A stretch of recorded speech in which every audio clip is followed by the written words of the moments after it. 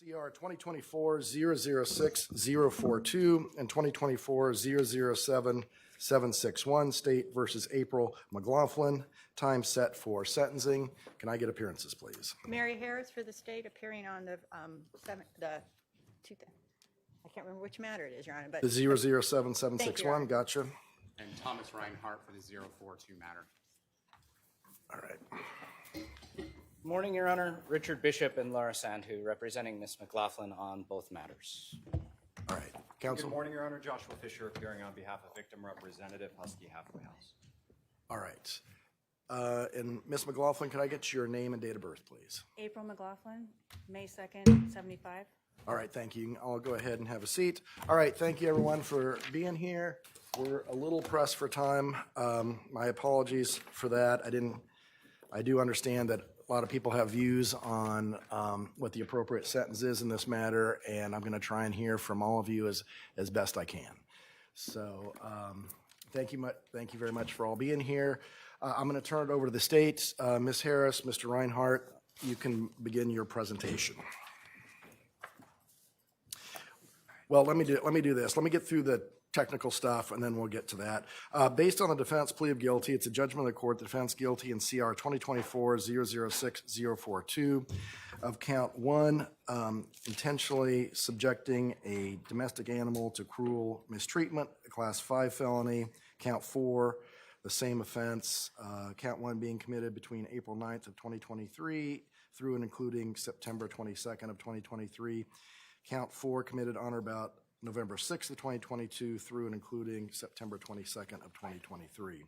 In CR 2024-007-761, by way of plea of guilty, the defense guilty of count 1, fraudulent schemes and artifices, a class 2 felony committed on or about April 7th of 2023 through and including September 22nd of 2023. And then count 3, aggravated taking the identity of another, a class 3 felony committed on or about April 7th of 2023 through and including September 22nd of 2023. I have considered the stipulations in the plea agreement. I've reviewed her criminal history. I've reviewed the pre-sentence report. I've taken into consideration she spent 744 days in custody in the 006-042 matter, 476 in the 007-761 matter. I have read Ms. Harris's written sentencing recommendation. I've read Mr. Reinhardt's sentencing recommendation. I have reviewed the defense's sentencing memorandum and the attachments. I have also considered letters submitted from the victim's sister in the 007-761 matter, who's also the defendant's aunt. I reviewed a letter from Gwen Baloney. I apologize if I mispronounced the names. That's from Pug Nation Rescue.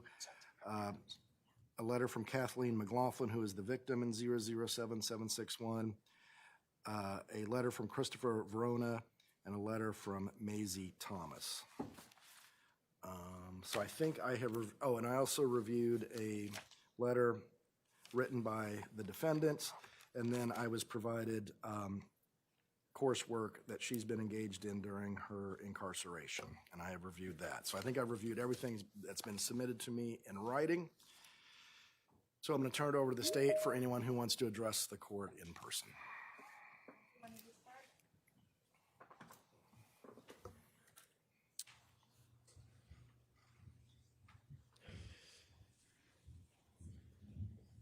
Good morning, ma'am. Thank you for coming to court today. Could I get your name, please? Good morning, Judge. My name is Rebecca Chavez, and I am the Chief Operations Officer for Yaki Animal Rescue in South Texas. All right. What is it that you would like to tell me? Well, Judge, the reason why we're all here today is because of a very special dog named Butters. And Butters is from South Texas, and that is where I am from. I'm from the Rio Grande Valley, and I flew all the way to be here today. And he's the reason why we're all here and why April is sitting behind that desk. And Judge, I had a feeling, I had a hunch, I knew something wasn't right. The very first time that I spoke with April, I went against my intuition, and that was either the worst or best decision that I've ever made. For 2.5 years, I have waited for this day, and I wondered, what I would say once I got the chance. And what would I tell April? Would I tell her how much I absolutely loathe her? Would I tell her the lengths that I went to try to find out who she was? Would I tell her that I spoke to her ex-husband and how he told me that she faked having cancer? Would I tell her how I still look at Butter's feet and he still has scars from where she bounded his legs too tightly? How every time that I think about her, I think about everything that I went through to find out who she was, because she lied. Every single thing about this woman is a lie. And how I found out about the 2 nonprofits that she had created, Tales of Compassion and Special Needs Animal Welfare League. I'm sure she doesn't know any of that. But what I wanted to really, really tell you, and why this is so important, why this all matters, is because a few weeks ago, a settlement conference was heard, and I don't know if it was heard in this room, but a settlement conference was heard where she agreed to have a plea agreement here with the prosecution, between the prosecutors and between the defense. And during that hearing, she asked a question. I wasn't here, but I knew everything that was being said and discussed. And she asked if she would ever be able to own an animal again. And it was at that exact moment that I realized, and she confirmed, everything that I had already suspected. One is she does not give a damn about what she did. She does not care. And she has no regard for what punishment is being bestowed upon her today. Because how dare she ask that question? How dare she ask if she can ever own an animal again? She either doesn't comprehend the gravity of why we're all here today, or she doesn't care. But both are very dangerous. They're very dangerous. And for that reason, Judge, I've decided that she is not the most important person in this room today. The most important person in this room today is you. You. You have the honor, no pun intended, you have the honor of bestowing punishment today. And I have heard, I believe the recommendation is 2.5 years or 3 years. She's already served 2. That is unacceptable. It is unacceptable in my opinion. Now, I am in the position here to try to convince you why she deserves more than 2.5 years, more than 3 years. And I'm a little bit about me. I have a degree in psychology. I have a degree in political science. I have a master's degree in public administration. I have worked for state and local government agencies my entire life. I worked for the Department of Justice. I have worked for every 3-letter agency in this country, FBI, DEA, HSI, ATF, you name it, I have worked for them. And one of the most important things that I learned during my career in organized crime, drug enforcement task force is pre-sentence investigation reports. I have read them. I know what it entails. I know that they have to put a code together and you're looking at criminal history and you're looking at mitigating factors and aggravating factors. I know how all of that works. Judge, I know that probably 2 things you've considered today or are going to consider today is either her mental health capacity or lack thereof, or her criminal history, or the fact that she doesn't technically have a criminal history. And I am here to tell you that those 2 factors are irrelevant, because that woman, whether she is diagnosed with something or not, can we all agree that there is something wrong? Sure. We can all agree that something is very wrong, because most people would not hoard 50+ special needs animals and leave them to suffer in their own waste with bones exposed, with severe necrosis. No one, most people would not do that. Most people would not have their elderly mother living in a home with 50+ special needs dogs in a 900 square foot apartment, forced to relieve herself in her backyard. Most people would not have their elderly mother eat food from a freezer where 5 dead puppies are. But most people also do not deliberately or premeditatively planned to defraud people out of thousands of dollars and abuse animals by creating dozens of aliases to obfuscate their identity or filing tax exemption forms with the IRS to acquire not just one nonprofit, two. Most people do not deliberately and premeditatively plan their days at dog parks with the intent to befriend strangers, to solicit personal information, to commit identity theft, or file legal business documents with strangers' information. Most people do not deliberately and premeditatively go to great lengths to hide who they are by creating fake phone numbers, fake names, fake home addresses, or fake stories unless they know that exposing who they really are would result in their own demise. We can agree that there is something wrong with this woman, and it is absolutely true. She is a sociopath, she is a narcissist, and I would not doubt that she has Munchausen by proxy because, oh, does she love her some attention? She loves it on social media. That's why it all led to this. Which leads me to my next point. She has never been, as far as I know, and I could be completely wrong, but she has never been convicted of a crime, or she lacks a criminal history. But it does not mean that she does not possess criminal behavior. This is not the reason why we're here today is not the first time she has done this, Judge. She did this, all of this, back in 2018. She was identified by a group of women long before I came around. And the only reason why I was able to validate my belief that the defendant was defrauding and deceiving donors was because as soon as I found out who she was, as soon as I found out her real name, because mind you, I believe on the indictment there's 13, 14, 15 different aliases. I found that out. It took me 4 months to put that all together. That's how I found her. But the only reason why I was able to find out who she was and the fact that she had a history of doing this before was because as soon as I typed in her name, April McLaughlin, into Google, everything popped up. Everything that she had done in her past that she was trying to conceal popped up on that screen. And I saw story after story from rescues and animal advocates detailing the horror stories that this woman did to so many animals. I saw the names of Kimberly Elliott, Ellen Ballin, Diana Rappa, Sandy Latona, Jennifer Coakley, Mary, and so many more. I saw posts on Facebook, Instagram, and Reddit with her mugshot and photos of skeletal dogs, missing dogs, abused dogs, all under the hands of that woman. She would take Clyde that had 200, 300,000 followers on social media. She would go and exploit that dog at dog parks to solicit money. Over and over and over, she did that. But the reason why we're here today is not the first time she has done it. She just was never caught. She was never caught. Until I came around and I found out who she was, put all of her information into the internet, and there it was. Easy to find.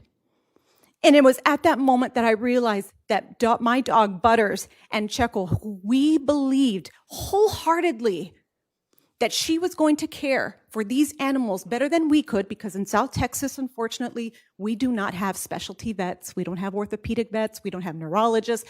We barely have regular vets. So our organization was looking for an organization that had those resources available. And we spoke to her, and she promised that she had all of these tools at her disposal.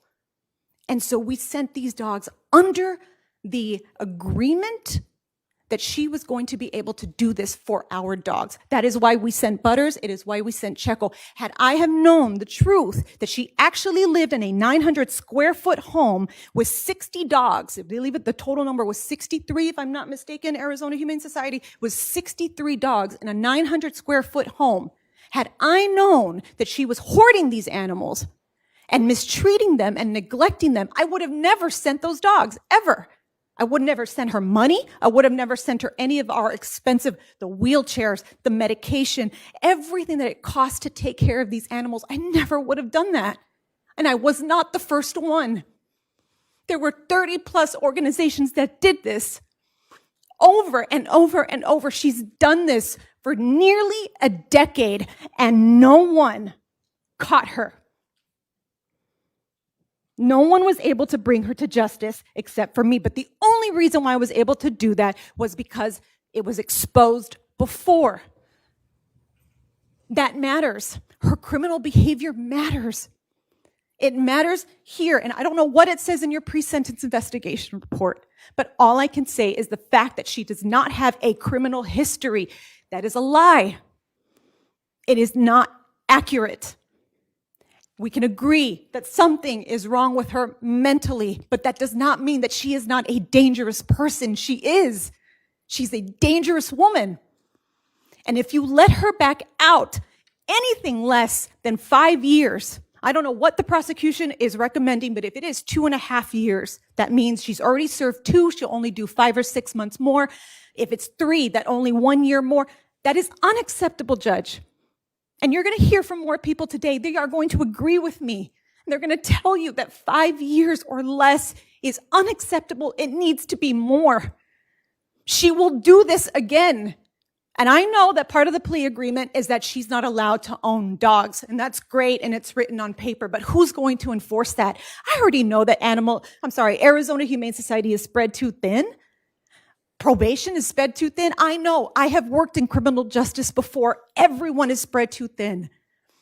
So who is going to enforce this? Who is going to make sure that she never lays hands on an animal again? So with that, Judge, I am sorry, but anything less than 5 years is unacceptable. And she also, part of her plea agreement, I don't know if it's considered, she needs to admit it. She needs to admit that she failed. She needs to take remorse for what she did. And I have a feeling, and I'm pretty sure that I'm correct, that she does not, one, care, nor does she feel that she did anything wrong, because she believes that she was doing better than anyone else could. I remember the conversations I had with her, trying to make her understand that we wanted our animals back. And I remember her telling me, "You couldn't do it. I can do it better." She needs to admit it today. That needs to be part of her agreement. She needs to, all of these people that flew in from California, from Texas, everyone that is here today needs to hear her say it. And I have a feeling that she will not. Earlier, I stated while sending Butters will be one of my biggest regrets. Knocking on your door, April, and witnessing you panic as you realize that you had been made will be one of the greatest highlights of my life. Your underestimation of my ability and my persistence to save my dogs will forever be one of the greatest stories I'll ever tell. I told you that day that I was the wrong one. I told you that I would destroy you and take everything that you owned, and did I not keep my promise? This isn't the end, and we will forever keep our eyes on you, and we will make sure that you never lay hands on an animal again, Judge. But as I said before, 5 years or less is unacceptable. All right, thank you.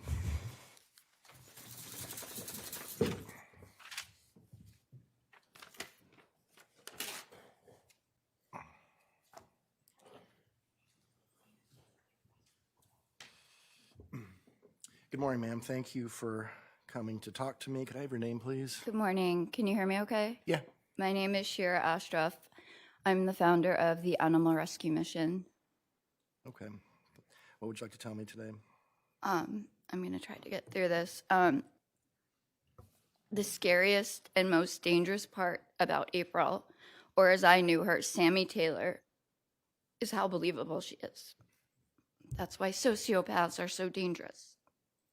While she was convincing the world she was a hero, she was torturing our dogs, keeping them in tiny cages, leaving them outside in 100-degree Arizona heat, taping their mouths shut so no one would hear their cries, starving them, watching them suffer and die slow, painful deaths because it gave her pleasure. And these were dogs who had already survived unimaginable pain, special needs dogs. It took time to earn their trust, but once we did, it was the most beautiful thing in the world. They became happy because they knew they were safe. We would have done anything for them. Our boys were with us for 2 years, getting daily physical therapy, and everyone was absolutely head over heels in love with them. So when we finally found what we believed to be their dream home, we were so thankful. She sent us constant videos of them living their best lives. Now we realize those videos were taken in the first 1 or 2 days and just recycled. We thought they were thriving. In reality, they were being tortured, starved, left outside, dying slowly.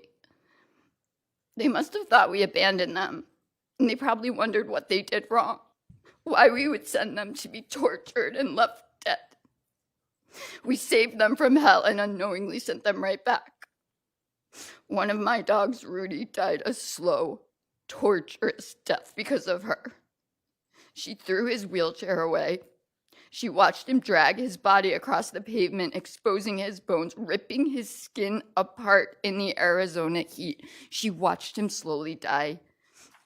And he didn't understand why we let her do this to him. He died not knowing why. Before special needs dogs, she exploited special needs kids through a fake nonprofit. She tortured her own mother who suffered from dementia. She kept her locked up. She barricaded the door because her mother tried to escape. Her mother was forced to eat food from a freezer that contained dead dogs.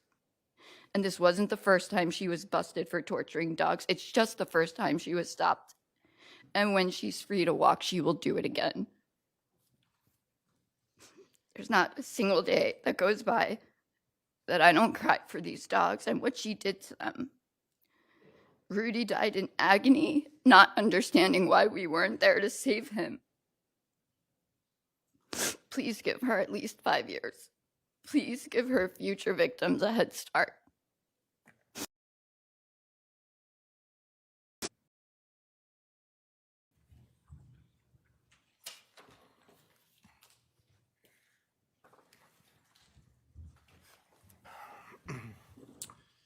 Good morning. Thank you for coming to court. Could I have your name, please? Katherine Simeo. Okay. Your Honor, I am here today because Rudy and Chester cannot speak for themselves. My name is Katherine Simeo. I'm a registered veterinary technician specializing in rehabilitation. Prior to Chester and Rudy moving to Arizona with the defendant, April, I served as their rehabilitation veterinary technician and their foster. When Rudy and Chester first came into my care, both had already experienced significant trauma. Chester had a gunshot wound and Rudy was struck by a vehicle. Because of these injuries, both dogs were medically vulnerable and required consistent monitoring, structured rehabilitation, and a stable environment to continue healing. During the time they were under my care, I provided daily care and assisted them with medical and rehabilitation needs. Chester and Rudy were stable and showing positive progress in the clinic. As they continue to be stable and thriving in my home, I would monitor them closely, their conditions, and support the recovery during a critical and vulnerable period of their lives. Rudy and Chester were later placed with the defendant under the belief that they would receive appropriate and ongoing care. Instead, they were not simply neglected, they were profoundly harmed. Their conditions reflected long-term deprivation, pain, and suffering that no animal should endure. As a veterinary professional, I am trained to distinguish between illness that occurs despite proper care and damage that results when it's withheld. When I observed in Rudy and Chester, it was not accidental or temporary. It was the result of prolonged neglect. Chester survived, but survival is not the same as being unharmed. His recovery required extensive rehabilitation, time, and significant resources. Even today, his life is shaped by what was done and not done to him. Trauma does not disappear simply because the abuse ends. As a direct result of Chester's condition, when he returned to my care, I incurred significant financial hardship. His medical needs were complex and included seizure management. It was determined that while under the defendant's care, Chester had not been received his prescription. The financial burden addressing those consequences of that failure fell entirely on me. To afford Chester's ongoing medical treatment, I was required to take on multiple part-time jobs. My out-of-pocket expenses reached $10,000, and that included veterinary visits, diagnostic testing, prescriptions, medication, rehab therapy, specialized equipment, and ongoing supportive care. These costs do not include loss of income, physical exhaustion, and the emotional toll of balancing multiple jobs to meet his needs. Some of these expenses would have been unnecessary had Chester received appropriate and timely medical care. I am constantly reminded of Rudy's absence. Every time I see Chester, his face, everything, it's a reminder of reminder of the loss, what he has suffered, and the suffering they endured. I live with guilt. I trusted you. I trusted that she was providing a safe and loving home for these dogs. That trust was misplaced, and the consequences are irreversible. I continue to struggle with unanswered questions, whether earlier interventions could have changed Rudy's outcome, and whether his suffering and death could have been prevented. These questions remain unsolved and a source of my emotional distress, ongoing emotional distress. At the time these events occurred, gaps in animal welfare enforcement allow the mistreatment and neglect of these dogs to continue without timely intervention. The gaps had real and devastating consequences for animals like Rudy and Chester. The defendant targeted dogs who were already vulnerable, dogs with medical disabilities, paralysis, and prior trauma. These animals require heightened care, protection, and oversight. Instead, their vulnerabilities were exploited, resulted in prolonged suffering. The impact of this case is permanent. It did not end when the dogs were removed. It continues every day in the emotional, financial, professional consequences borne by those who cared for the survivors and mourn those who were lost. Based on the severity, duration, and the scope of harm caused, I respectfully believe the defendant should receive the maximum sentence permitted under law. The suffering inflicted cannot be measured or offset by financial restitution alone. They were living beings, more than 55 dogs, many of whom were already medically fragile and entirely dependent on human care. The defendant misled rescues, fosters, and donors into believing the animals were safe. The harm extended beyond the animals themselves to everyone who trusted those representations and was left to confront the consequences. In my professional opinion, as a veterinary technician, believing one is helping animals does not negate the reality of the harm caused. Intent does not undo prolonged suffering.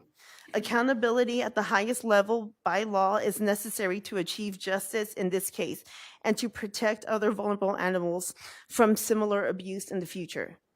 This case is often referred to as Chandler 55, but they were not numbers. They were individuals. They had names, they had personalities, fear, and the capacity of love. Each count represents a living being who suffered in silence. Thank you, Your Honor, for letting me speak for Rudy and Chester. All right, thank you. And Catherine, just your shirt, is that Rudy or Chester? That's Rudy. I adopted Chester. And if I would have known, I would have not sent Rudy to her. Okay, thank you. Just one second. Val, do we have all our jurors present? All right, I just need to I have a jury that we're supposed to commence a jury trial at 10:30. I just need to speak to them for a moment. So I'm gonna take a small break. I'll be right back. All rise.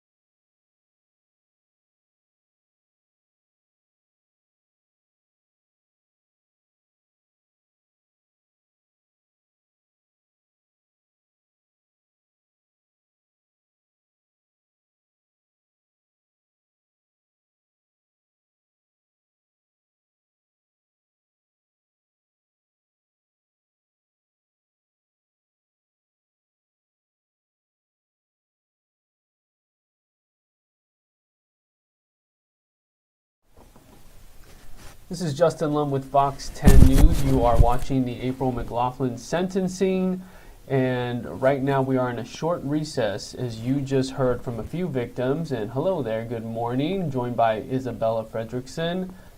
Very, very emotional morning thus far as April McLaughlin. Justin Lum with Fox 10 News. You are watching. Just a couple of technical difficulties.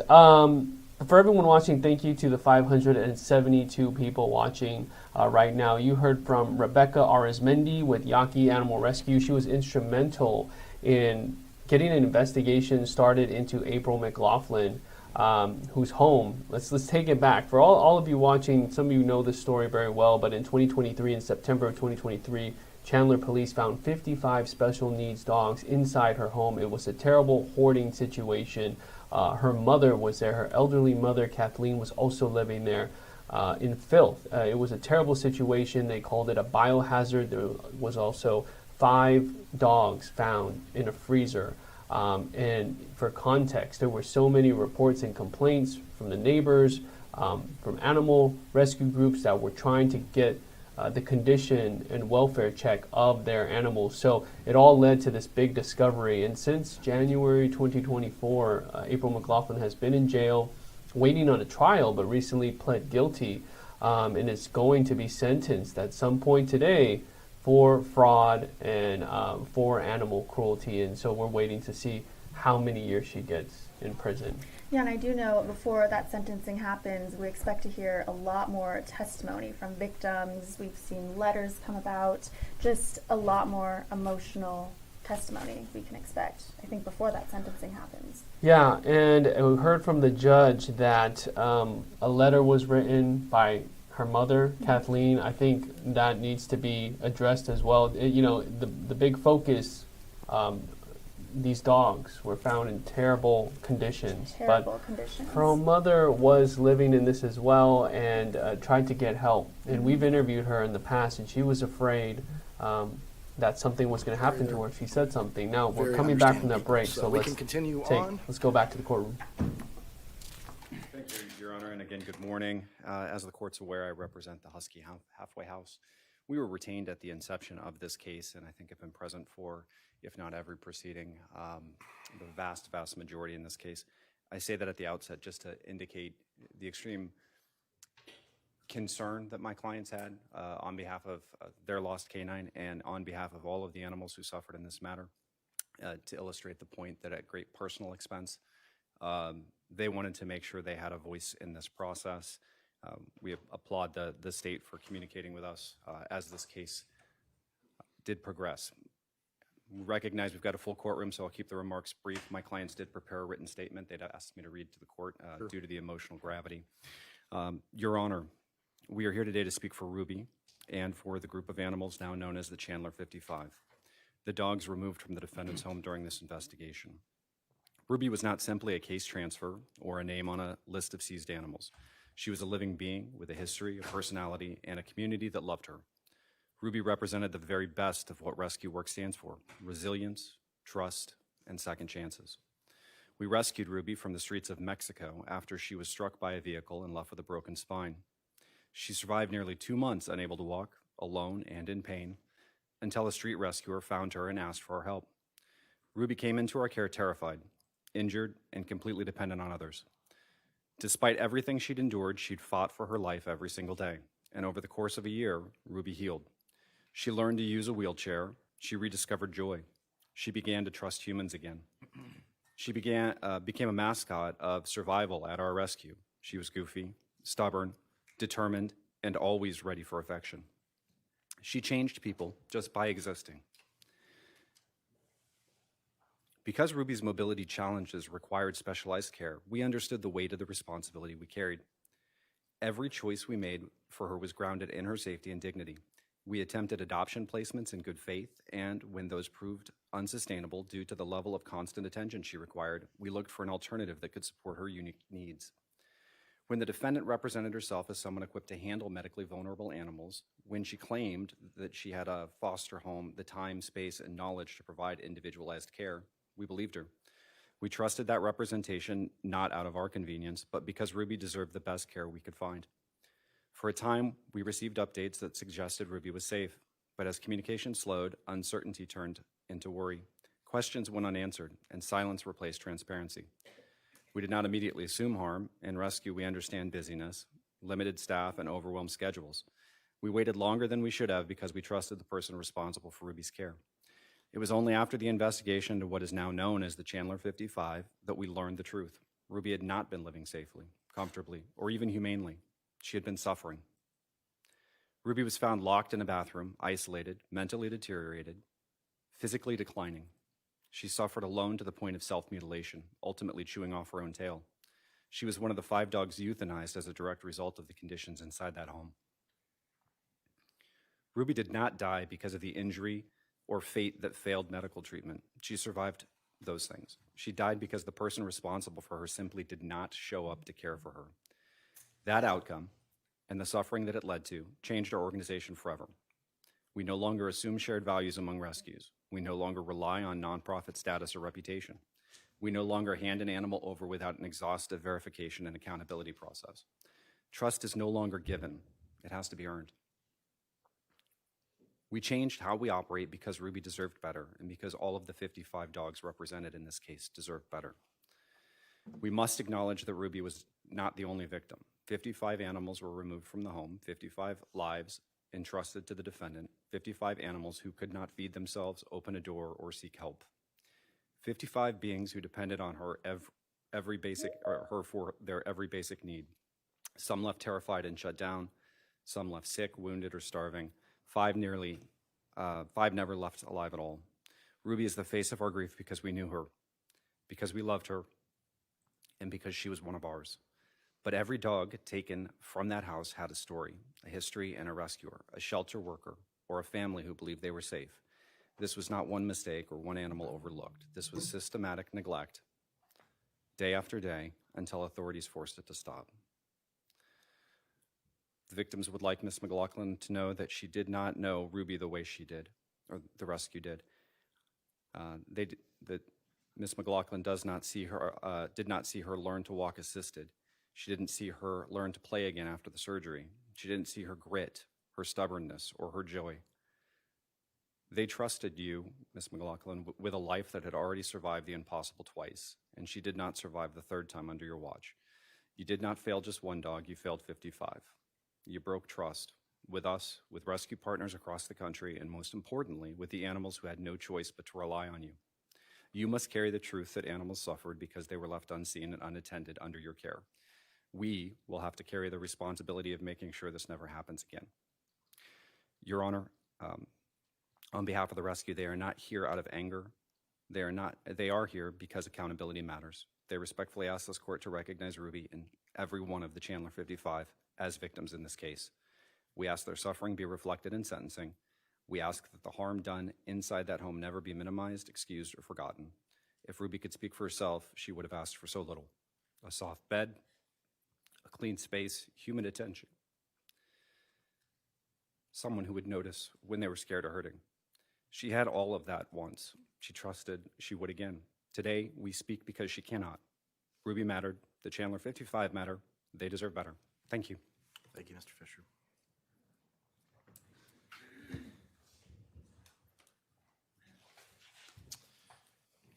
Morning, ma'am. Can I get your name, please? Nicole Vasey. And what would you like to tell me? Your Honor, my name is Lieutenant Nicole Vasey, and I'm the assigned case agent in this investigation. I personally responded to this case and witnessed the condition of the animals involved in this horrific case. I speak today for the 63 dogs directly involved in this case who cannot speak for themselves. This does not include the additional dogs that were taken to the vet offices deceased or additional dogs that were still missing or unaccounted for today. The day I entered that house in September of 2023, it was immediately clear that those animals had been subjected to prolonged abuse and neglect. They were living beings who relied entirely on their human for care, safety, and compassion. Instead, they were denied even the most basic necessities. What I observed was not the result of a single mistake or a momentary lapse in judgment. It was ongoing systemic suffering. Each of these 63 dogs represents a separate victim. They experienced fear, discomfort, and deprivation over the extended period of time. The surviving ones required immediate medical attention. Most showed signs of physical deterioration, while others exhibited behavioral indicators consistent with trauma. These are not injuries that simply disappear. The effects of this abuse will follow many of these animals for the rest of their lives. For many of these dogs, humanely euthanizing them to be free of their pain was better than the life that they were forced to live. They did not have the ability to come and go as the defendant did to get a breath of fresh air. They did not have access to food and water like the defendant did, and they did not have a voice like the defendant did. As the case agent, I also witnessed the toll this case took on everyone involved in this response. Veterinarians, rescue partners, staff at the Humane Society, and fellow law enforcement officers were exposed to conditions that were deeply disturbing. The images that I witnessed still sit in the back of my head. The sounds of barking, whining, and wailing in pain echo in my dreams, and the smell of dying dogs and rotting flesh is something I will never forget. The resources required to rescue, treat, house, and rehabilitate most of these dogs was substantial, and those effects continued long after their initial seizure. Personally, investigating and documenting this level of cruelty has had a profound effect on me. The emotional weight of seeing these animals in such distress, knowing that it could have been prevented, followed me home. It affected my sleep, my mental state, and my faith in humanity. I found it difficult to leave the images of the dog behind when I clocked out, and my family noticed the changes in me to include stress, exhaustion, and constant preoccupation with this case. My home life suffered as well, to include my 3-month-old son at the time. I personally dealt with thousands of text messages, emails, comments, phone calls, voicemails from the public and certain members of rescue communities accusing me of attempting to cover up for this defendant. I was threatened. I had people showing up at my house. I had people following me to the point where I had to have law enforcement outside of my home providing extra protection because of the choices that this defendant made. As a member of this community who personally leads her own animal rescue, I was disgusted and appalled. Furthermore, I consumed with my own thoughts of the animals, their recovery, and the next steps in this investigation. I spent countless hours at work and working through the night to ensure every detail was discovered and documented. I followed every lead and worked tirelessly with my colleagues to find missing dogs, to identify deceased dogs, and to provide closure to some of the owners that fell for the defendant's false promises. This case has stayed with me, and it's something that I'll carry for a long time. At the end of the day, I know I will be okay, but some of these animals will not. Some of these animals lived for a short time after, some were humanely euthanized, and some are still being rehabilitated today. A lot of these dogs rescued got another chance at life, one the defendant once promised them. Animal abuse is not a victimless crime. It reflects a profound disregard for life and creates a lasting harm to not only animals, but to the individuals, agency, and community forced to respond to it. It diverts significant resources and erodes the sense of safety and responsibility we expect within our communities. Your Honor, sentencing in this case matters. Not only were these animals victims, but so were the many that were fraudulently misled, to include her own mother. Accountability must reflect the severity, duration, and scale of this abuse, as well as the number of victims involved. I respectfully ask the court to impose a sentence that includes a lifetime ban on owning, possessing, or residing with animals to prevent future harm, full restitution for veterinary care, rehabilitation, housing, and related expenses incurred as a result of this abuse, court-ordered psychological evaluation and mandated treatment to address underlying issues and reduce the risk of future reoffending. These measures are not necessarily only for punishment, for protection. A sentence that's meaningfully addresses this conduct serves as an important purpose beyond this courtroom. It protects future animals, reinforces community standards, and sends a clear message that cruelty and neglect will not be tolerated. Deterrence in this kind of case is essential for community safety, and this court's response will speak loudly to those who might not otherwise believe that abuse can occur without serious consequence. The 63 plus dogs in this case depended entirely on their human to protect them, and they were failed. They deserved care, they deserved dignity, they deserved compassion. I respectfully ask this court to ensure that their suffering is acknowledged and that the meaningful accountability follows. In closing, I want to thank members of the Chandler Police Department and the Arizona Humane Society for their hard work on this case. Your dedication to this case is the reason that we stand here today. Thank you, Your Honor. Thank you, Lieutenant.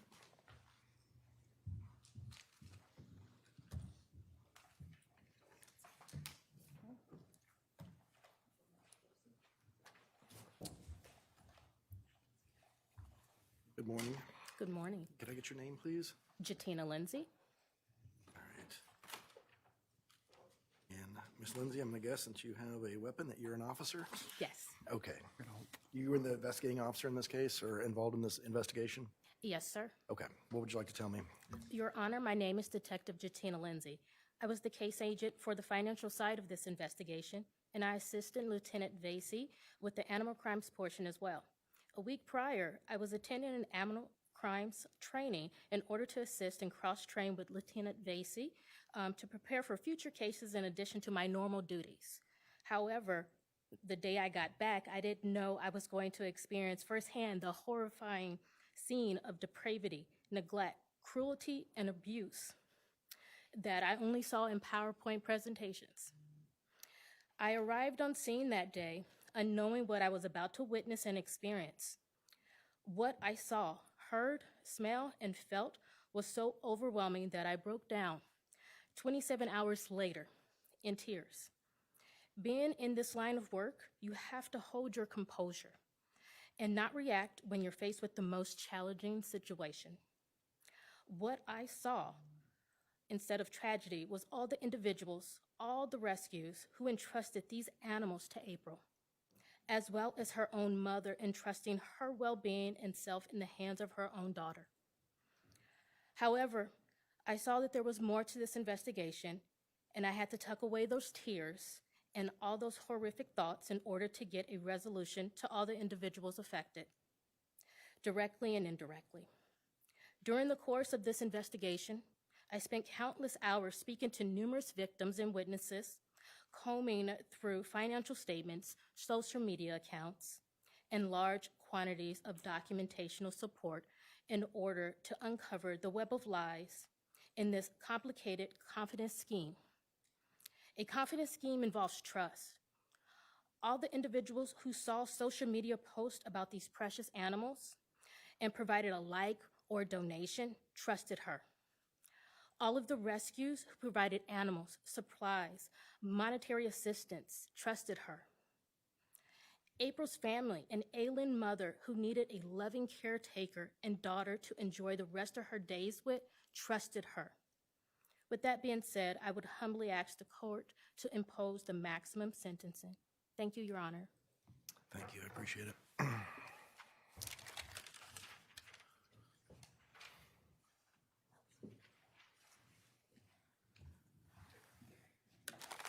Good morning. Good morning, Your Honor.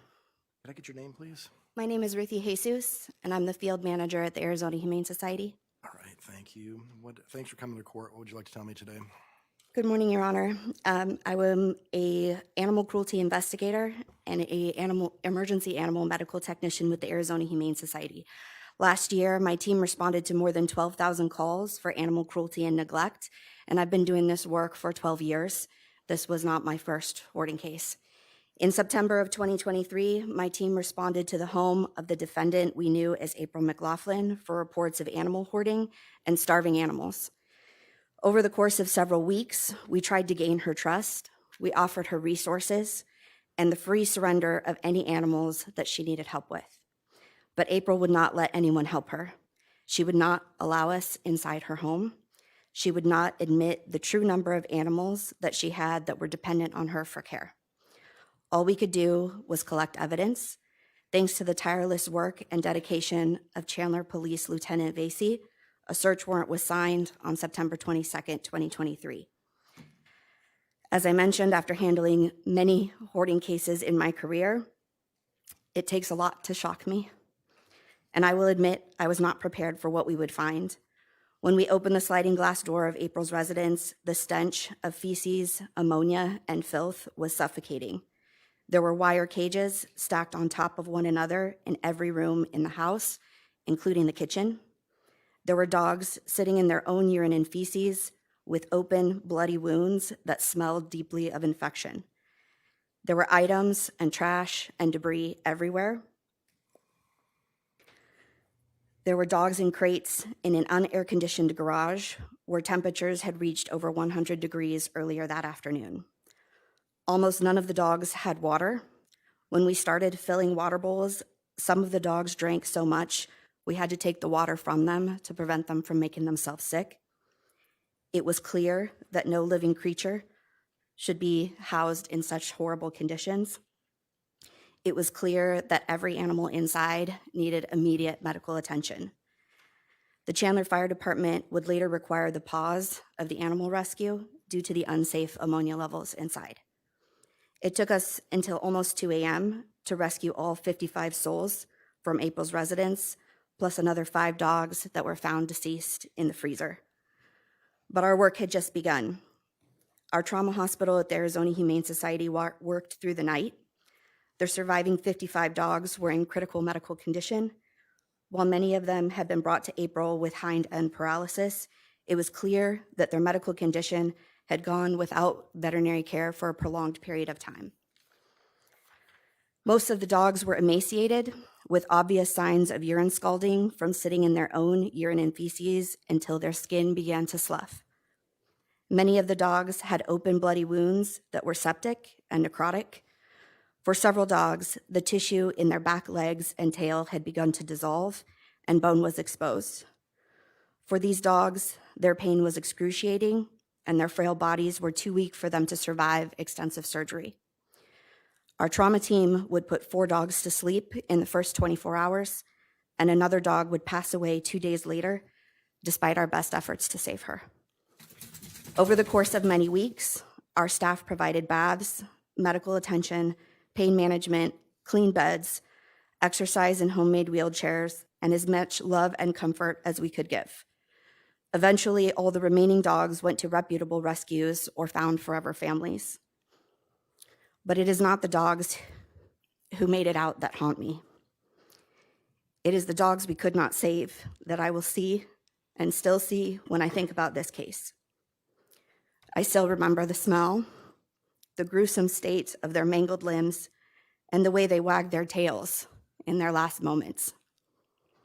It is on their behalf that I ask you, Your Honor, to consider the pain and suffering that those innocent creatures endured. I ask you to impose the maximum sentence the law will allow, including a lifetime ban on ownership of animals. Thank you for your time. Thank you. We have our final individual who wishes to speak on the state side, Your Honor.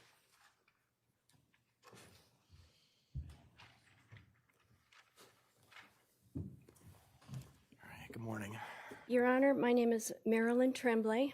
I am April's aunt, Okay. her mother's sister. I'd first like to read a statement from her mother, Sure. which you have already had a copy, but I would like April to hear it. Sure. Your Honor, I would like to make a statement about what I experienced during the 2 years I lived with my daughter, April McLaughlin. During that time, I lived in conditions that no person should ever have to endure. April left me alone in a house with 55 dogs while she lived elsewhere. The home was filled with urine, feces, and cages of dogs, some stacked on top of each other in every room. I slept on a couch, had no working toilet, and survived on cereal and apples that she periodically brought for me. She took my phone and computer, cutting me off from any help. When I suffered a stroke, I lay on the floor for hours before she stopped by and called 911. She took me to the library periodically. I tried to report adult abuse. The police were notified and questioned me later, with April standing there, and I couldn't safely tell the truth. After that, she never took me anywhere again. Also, April abused the power of attorney and stole over $150,000 from me. Because of that, I lost the financial security I spent a lifetime building. I now live in a low-budget group home, and my only income is minimal Social Security. I have no independence and no ability to rebuild what was taken from me. Despite everything that happened, I love my daughter, and I am hoping her time in jail will afford her the opportunity to know what she did was wrong and learn a skill so that she can take care of herself without resorting to crime. Thank you for hearing my statement. Thank you, Your Honor. Thank you.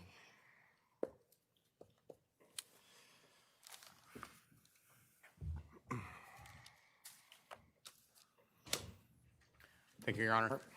For the 042 matter, the state is going to stand on its written recommendation, as well as the information that was provided during the settlement conference. I don't have anything that I could possibly add after you've heard from all the victims. Thank you.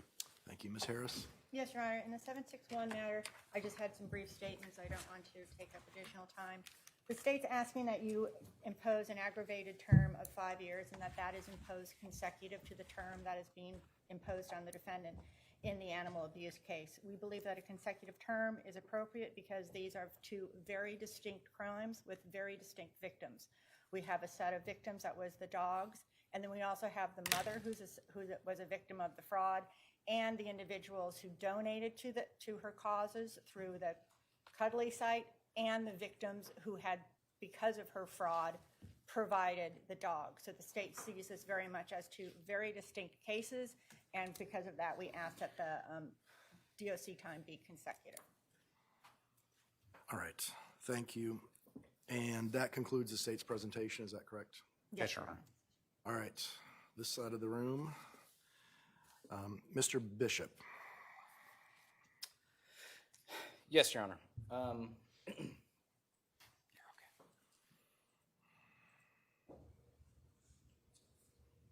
So, Your Honor, we've heard a lot of statements today, and this is understandably a very emotional case for a lot of people. I would just point out for the court that the state submitted when the state submitted their sentencing recommendation, they included the facts of the case. Additionally, Your Honor was present for the settlement conference. Much of what has been stated today is not reflected in the facts or evidence of this case. It's not anything that has been alleged.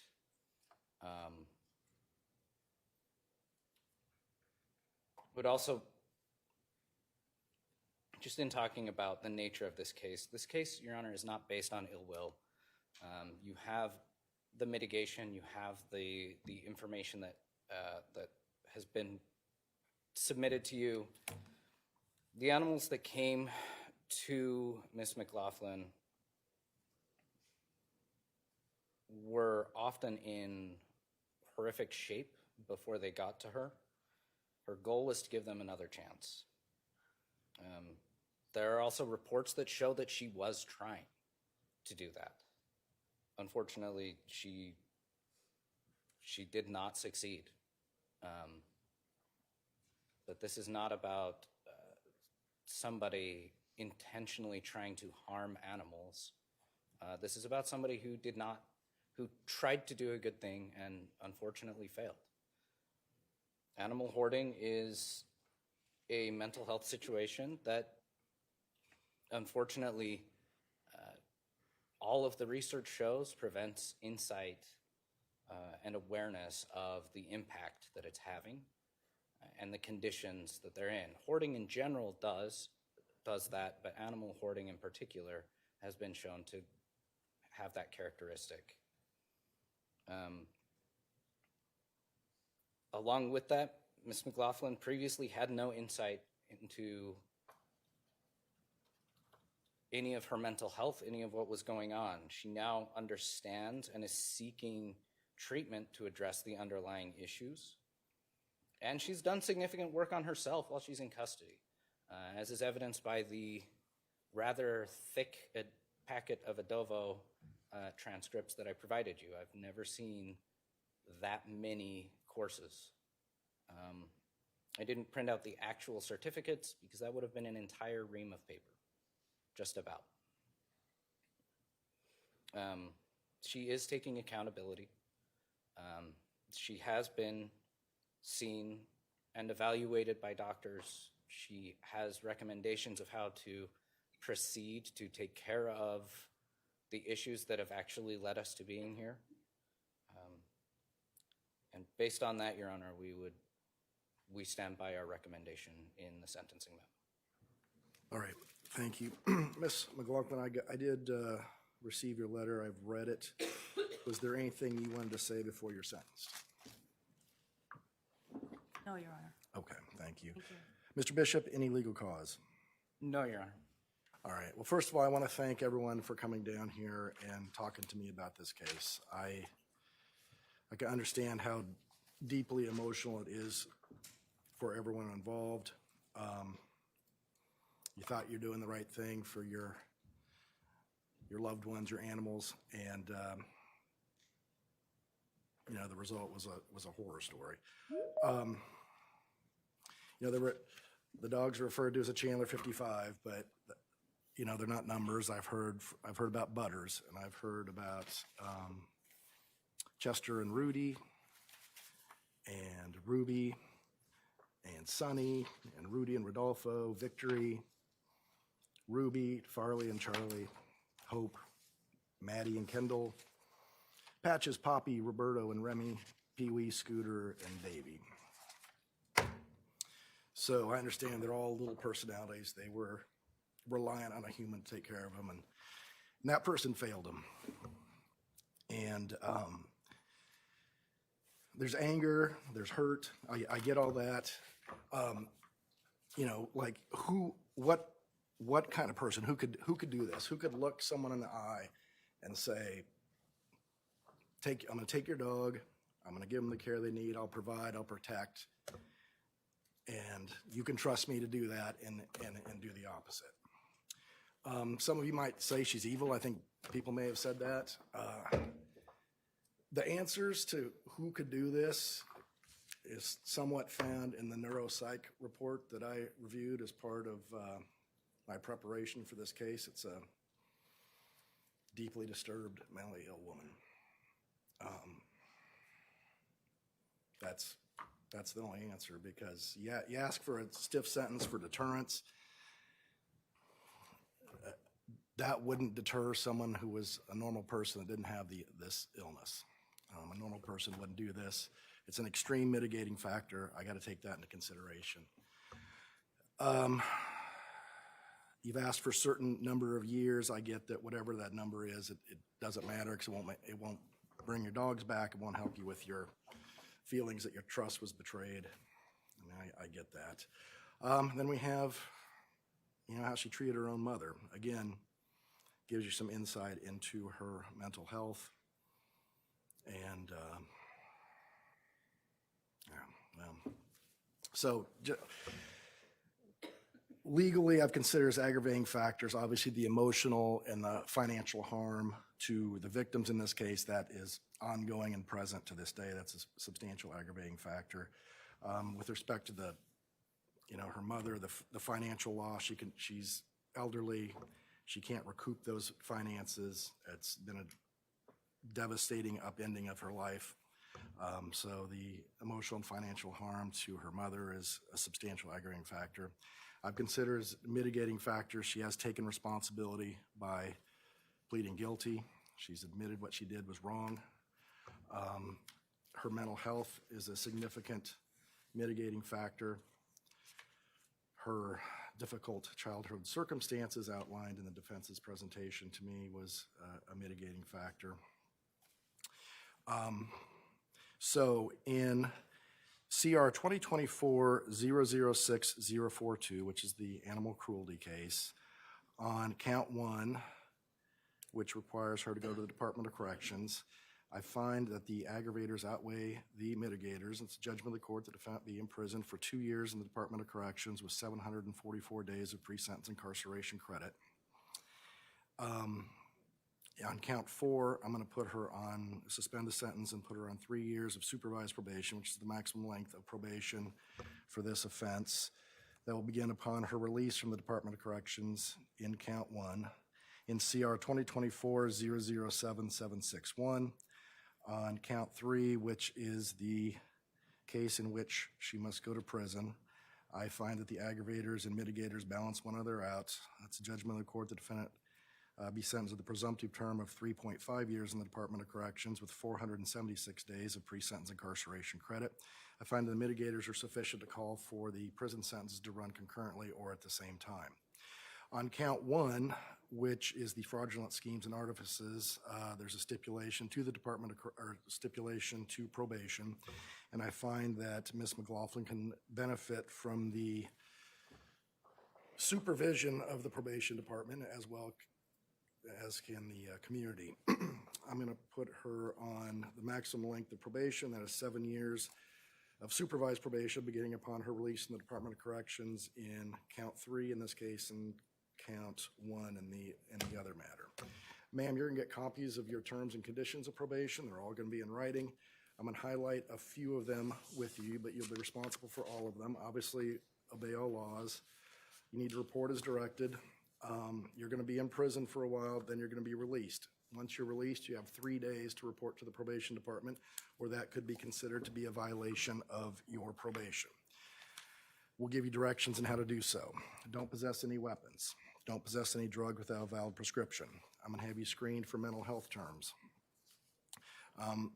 Pursuant to the stipulations in the plea agreement and requirements of the statutes, these additional special conditions of probation will be in place. You're not to own, possess, transport, harbor, supervise, or have under your custody or control any animal of any type. You'll not have any animal of any type located on any property in which you reside, rent, or own. If you have any current animals that you are responsible for, you'll make accommodations within 30 days of the change of plea date, which we probably should be at that point. Forfeit all ownership in any animals that were seized in the listed Chandler Police Department report that's in your plea agreement, and complete the benchmark animal rehabilitative curriculum online animal cruelty prevention education course. With respect to your financial conditions, there's a $65 per month probation service fee. In each case, there's some mandatory assessments. There's a $9 victim rights compensation fund assessment, a probation assessment of $20, a victim rights enforcement assessment of $2, criminal penalty assessment of $13, and a time payment fee of $20. There were stipulations regarding restitution amounts. They're found in the 007761, and those are as follows. A total amount of $173,145.80, and that within that number is $124,220.86 to Kathleen McLaughlin, $47,000 to various individual donators through cuddly.com, $700 to Faith and Hope Foundation, $824.94 to the Husky House, $400 to the Animal Rescue. Now, those are minimal, or the minimum restitution amounts. State's requesting I retain jurisdiction over the restitution amounts, correct? Yes, Your Honor, for at least a year. All right, I will retain jurisdiction for a period of 1 year. Mr. Bishop, does your client want to be involved in any proceedings regarding restitution that occur in the future? She waives her presence. Okay, we'll note the waiver. Pursuant to the plea agreement in CR 2024-006042, it's ordered dismissing counts 2 and 3, and then 5 through 24 in the allegation of multiple offenses. In the 2024 matter, or 007761, it's ordered dismissing counts 2, 4 through 8 in the allegation of multiple offenses. Ms. McLaughlin, so I've had your sentence suspended with respect to count 1, the class 5 felony. If you violate your probation and it's revoked, you could spend an additional 2.5 years in the Department of Corrections on count 1 in the 007761. If you violate the terms and conditions of your probation and it is revoked, you could spend up to an additional 12.5 years in the Department of Corrections. You have the right to file a petition for post-conviction relief. If you choose to do that, you must do that within 90 days of today's date, or you could lose that right. If you cannot afford an attorney, one will be appointed to assist you in that first petition. If you cannot afford the necessary records and transcripts, they'll be provided you at no cost. These convictions suspend your civil rights. You can't vote. You can't be a juror. You can't possess weapons. You can't hold public office. We'll give you a notice how you can petition to have your civil rights restored once your sentences are complete. We'll also give you a notice how you can petition to have the conviction set aside and petition to have the record sealed unless prohibited by law. So we're remanding you the custody of the Department of Corrections. We're going to have you step over and see my courtroom assistant. We have some documents for you to sign. Does the state believe I've covered everything? Yes, Your Honor. Does the defense believe I've covered everything? Yes, Your Honor. All right. Again, thank you, everyone, for coming down here and sharing your viewpoints in this case. I appreciate it, and I wish everyone the best of luck.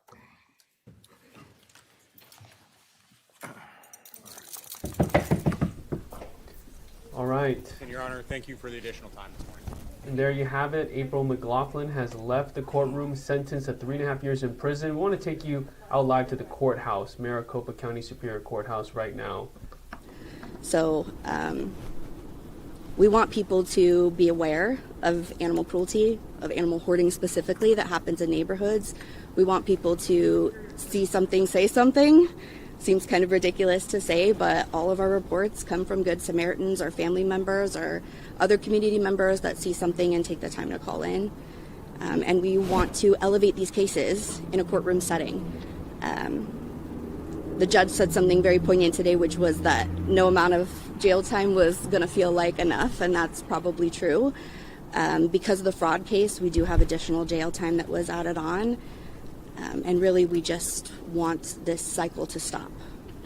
Do you think the sentencing was fair in that she's only going to really serve maybe 1 more year since she's already served 2, and the 2 sentences are concurrent? What I would say is that I don't believe that sentencing is fair for any animal crimes as far as the state statutes are concerned.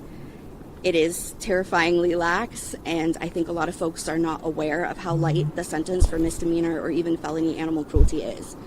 I do think that the judge did the best that could be done, and it's the longest sentence I've seen in my years with the team. So we will take that, but do I hope that the laws can be more stringent, that penalties can be harsher? Yes, I absolutely do. 12,000 calls for service for the Arizona Humane Society in a year is insane. It's untenable. That's just Phoenix Metro, or is that the state? It's just Phoenix Metro. The 17 cities we contract with, 17,000 total calls, but 12,000 calls for animal cruelty in our community. It's untenable. It's not sustainable. Our organization took in 24,000 animals last year. How big is your organization? That's a great question. We have just under 400 staff members, I believe, and I have a team of 30, including my emergency dispatchers and my cruelty investigators and my leadership team. So we are extremely busy. We're struggling to keep up, and it's only through community support that we're able to continue to do what we do. You mentioned this case and the impact it left. You know, just kind of describe to me and to all of us, how much does it haunt you? Again, I've done this job for a long time. I am very good at compartmentalization. I put it in a box until I have to look at it. I had to look at it again today, and it's been very hard. So I have pets of my own from cases that I've previously worked that sustain me, but compassion fatigue hits my entire team very hard on a regular basis. Thank you very much. Thank you guys. Appreciate you taking the time. Yeah, thank you. Can I get your number? I'd like to do a follow-up story on what you guys do. All right, so you just heard from Ruthie Jesus with the Arizona Humane Society, another instrumental investigator, part of the Chandler 55 case, retelling what she saw inside the home near Cooper and Pecos Roads back in 2023. And right now, we can see our executive producer George Obie there as well. We've got a crew. We hope to talk to George in a little bit. But right now, thoughts. A lot of thoughts in the chat right now. A lot of people are seemingly unhappy with the sentence. Obviously, there are aggravating factors, mitigating factors. Mental illness was brought up regarding April McLaughlin, and the judge has to follow a scale here, knowing that she doesn't have a serious criminal record, talking about that mental illness again. So 3.5 years for the fraud. That was the big deal here, was the fraud and theft, because she basically used her nonprofit organization, the Special Needs Welfare Rescue, to solicit cash, supplies, and funds from other dog rescues in need who thought and trusted her and thought that she would be able to care for these animals, but that was not the case at all. And so the fraud is the big deal here. Also taking money from her own mother, Kathleen McLaughlin. You heard the victim impact statement from her, read by a representative. So really an emotional day in court. You could feel the anger from the victims, that whether they were law enforcement or whether they were dog advocates, or family. 3.5 years in prison. Remember, it's been mentioned that she served 2 years in jail so far. So with the 476 days time served, you're looking about 1.5 to 2 years. We'll see how it shakes out.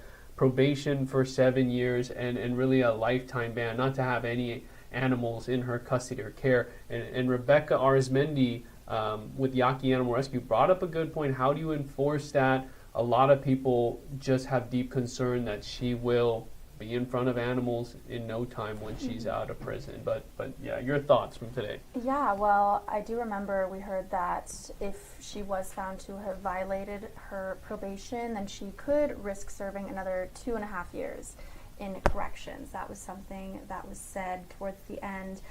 Justin, you touched on how the emotions were high. We heard that in the courtroom, and just monitoring all of the comments. I first want to thank you all for joining, for watching our streaming coverage. The comments are firing off. A lot of you guys are sharing questions, concerns, and I'd say that emotion is matched in the chat. A lot of people are sharing their frustrations, their They've been sad waiting thoughts for this toward day it for a all. long time. Yeah.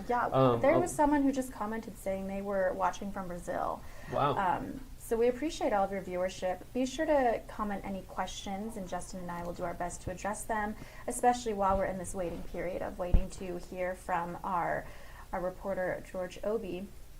Yeah, I think Yeah, it looks like we got Obi there right now. Yeah. Obi, can you hear us? I want to make sure he gets in front of the shot. Obi, can you hear us? Yep, he can hear us. Let's take this shot right here. BNR1. Okay, Obi, go ahead. Hey, I see you right now. We can hear you. Good morning. You're outside the Maricopa County Superior Courthouse. Sentencing for April McLaughlin just got done. Your thoughts from inside the courtroom in the vibe? Yeah, and again, a little windy out here, and I apologize. We're probably on a slight delay. Just to give you a heads up, so yeah, sentencing wrapped up probably, 15 minutes ago, 20 minutes ago, at least in real time.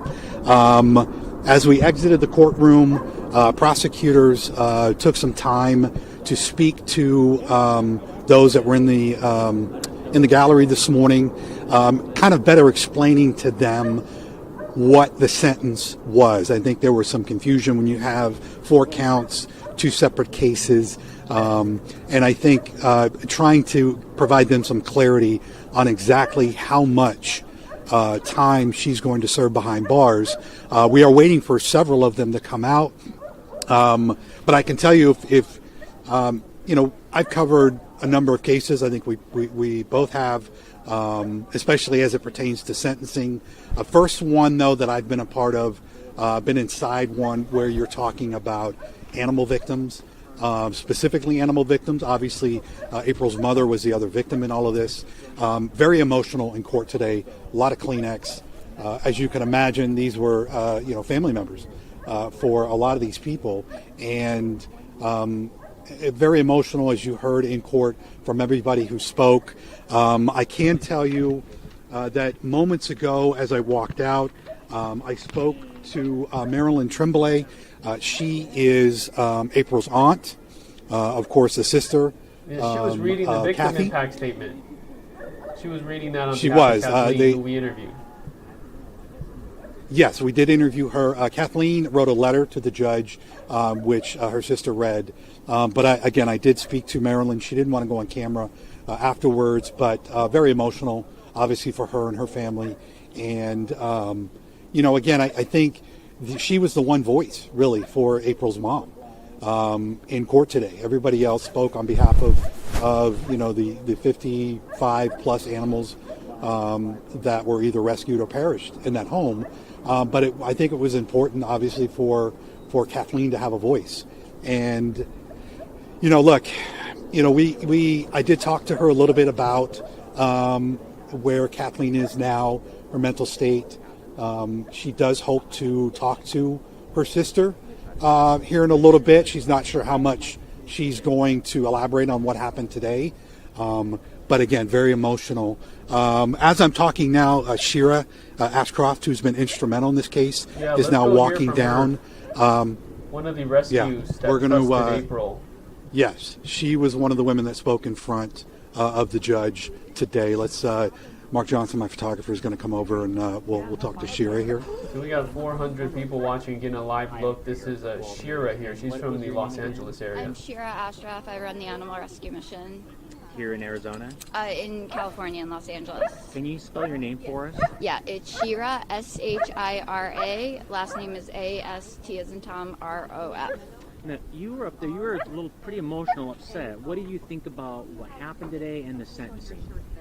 Honestly, I know for animal abuse, the sentences are not very high, and that needs to change, but I was really hoping she would get longer just because she can't stop. Like, she won't stop, and we know she'll continue after. And why do we have to wait until she hurts more dogs and more humans? I wish that the court system worked differently.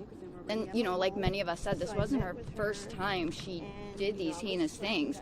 It's just the first time she ever went to jail. Do you think it was fair that the sentences were kind of merged together to be concurrent instead of consecutively? I think that it is so unfair and so absurd that they would merge sentences together. Isn't the whole point of getting sentences like you serve time for this and you serve time for that? Like, why would you? I didn't know you could do that, and no, I don't think that that is fair to the victims. Can you elaborate a bit on that, why that's not fair?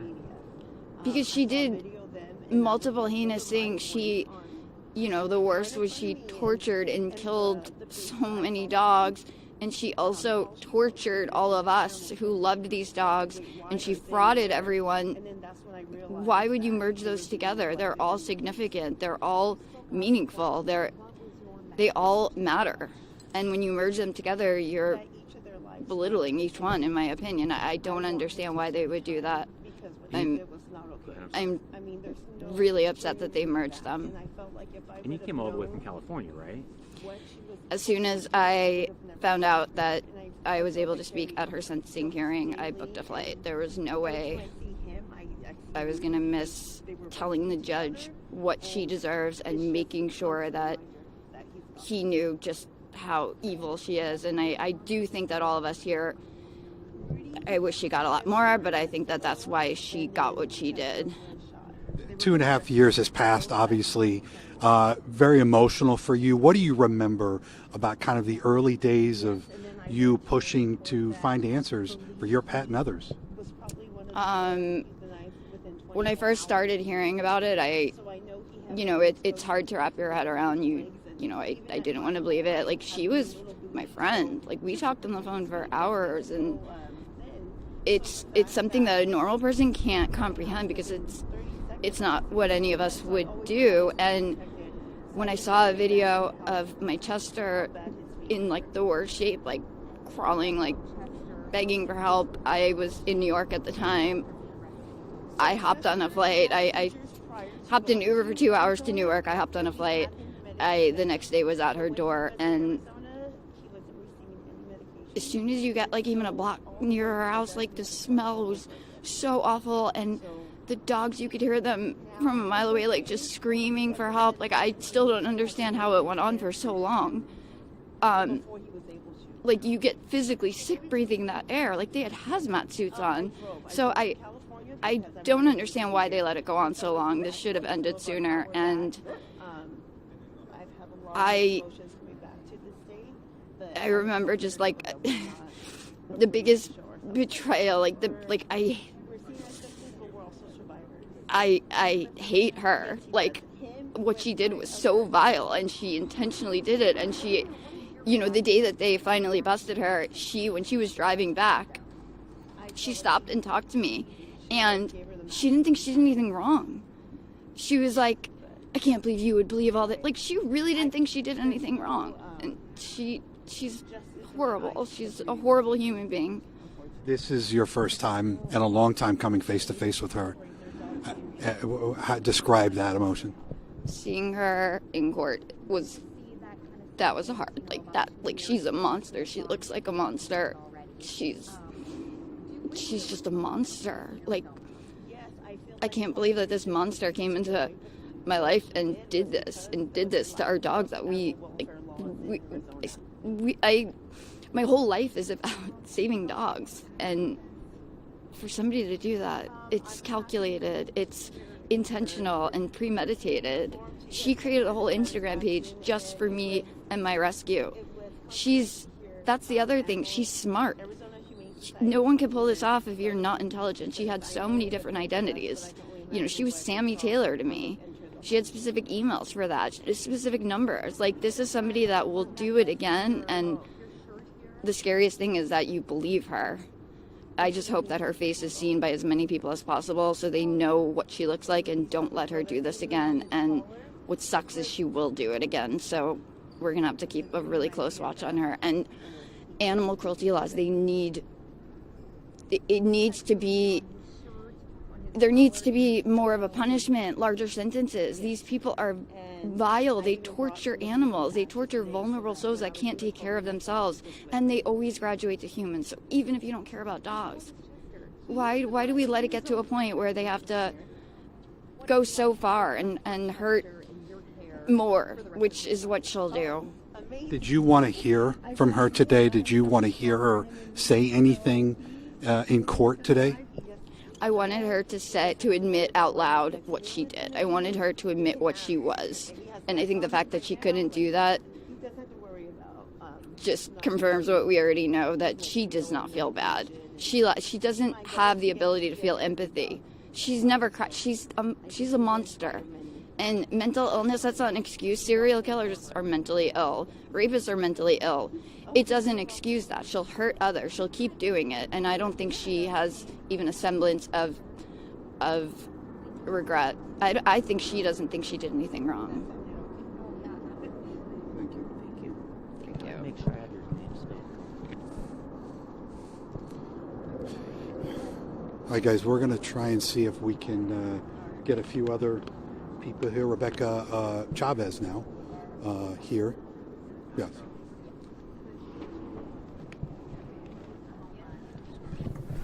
All right, so we're following our crew. George Obi, executive producer, heading over to get some more interviews. You just heard from one of the victims. I'm going to switch sides. You're good. There's Rebecca. We have a couple hundred people watching online. Okay. So just introduce yourself real quick. My name is Rebecca Chavez. I'm the Chief Operations Officer at Yaki Rescue. You guys were obviously well represented in court this morning. I saw dozens of your supporters. Real quick, just describe your emotions and what you went through in the last hour and a half. Yeah, so this hearing was, of course, very anticipated and surreal a little bit because it's been 2.5 years in the making. Glad that we finally got to address her in open court, that we got our statements on the record. But it's a reminder, and my speech, I wanted the judge to understand that, of course I'm emotional about it. Of course I'm angry what she did to these animals, but I really wanted to convey the pre-sentence investigation report because that's what what judges take into consideration when they sentence defendants. And I knew that they would consider her mental health, whatever you want to call it, as a mitigating factor, and the fact that she doesn't have a criminal history. And while I'm glad she at least got 3.5 years for the fraud, it's just not enough. It's not enough. And I do feel kind of like, well, she did it again. She convinced another, judge. She convinced another government agency that, something's wrong with her. And so, we can't disagree that there is something wrong, but there was something wrong with Ted Bundy.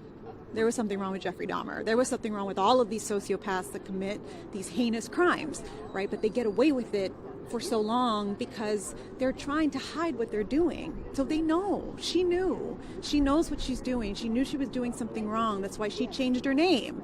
That's why she changed her identity. That's why she stole money from people. She knew exactly what she was doing. She's known for almost a decade. And so it is a little disappointing that, that we only got 3.5 years, but I'm hoping that with this case that people will, notice or take note of our mistakes, what we did wrong, not maybe trusting too easily and not doing what we needed to do to make sure that our animals are safe, and just for everyone to be cognizant of that fact and know who you're giving your animals to. Ask the hard questions, the uncomfortable questions, and sometimes we're trying to be too polite. We don't want to step on anyone's toes. We don't want to ask, can I see your driver's license? Where are you living? Can I visit your home? You don't want to push the buttons too much, but we need to be doing that. We're almost 2.5 years removed from the beginning of all of this. For those watching, you were one of the first, if not the first, to kind of sound the alarm that there was a problem here. Take me back to that, September of 2023, and this kind of build-up, in this saga for you in the last 2.5 years. What do you remember about the alarm bells that first started going off for you all those years? It's funny that you mentioned that, because right before we went inside, one of the agreements that I had with April was, and I don't know if you caught what I had said in there, but the reason why we sent Butters is because in South Texas we don't have, orthopedic specialists, we don't have neurologists, we don't have those specialty vets, so we sent him to an organization that we thought had those resources. And part of our agreement was we had told April, we will give you $1,500 to also help, with the vet appointments, the physical therapy, whatever you need. Here's a little cushion, to help you. And I remember our CEO was like, oh, we can just Cash App her. And I said, no, we need to send her a check. Let's send her a check, because I want to know who cashes it. I want to know where she, cashes the check and who signs for it. And I was telling this to Kimberly, and I said, it's funny that I already knew that something was wrong, and I did not follow my intuition. And I forgot who it was that was speaking, but I think it was the attorney for Halfway Husky, but he was saying that, at first the updates were great, and she was communicative, and, she was keeping up, us up to date, and then that started to taper off. And then kind of started noticing something was wrong. And that's how it was exactly. It was the same way. We sent Butters, and she would send photos, and, oh, he's doing great. And I would ask, can you give me the foster's information? She would never give me the foster. Oh, he's with my cousin. Oh, he's in Flagstaff, or some, she would make up these stories. And so I just knew something was wrong. And so I, kind of like a internet sleuth, I started looking at her photos on Instagram, started looking at her photos on Facebook, and I would compare them to Google images, and that's how I would find what vets she was using and what organizations she was working with. And so I would stay up till 2-3 in the morning, just like finding these little puzzle pieces, where I could try to find this woman. And so it was validating when I found out who she was. Well, and so, we can focus, obviously, this case on a 2-3 year span, but as you uncovered, this goes back long before 2023. Yeah, it goes way before 2023. I believe in 2018 is when I kind of gathered that she had been doing this for some time, because as soon as I found out her real name and you type that into Google, then I saw it all. I saw all of these previous rescues that had tried to get the media to notice, to get police officers to notice, to get Arizona Humane Society to notice.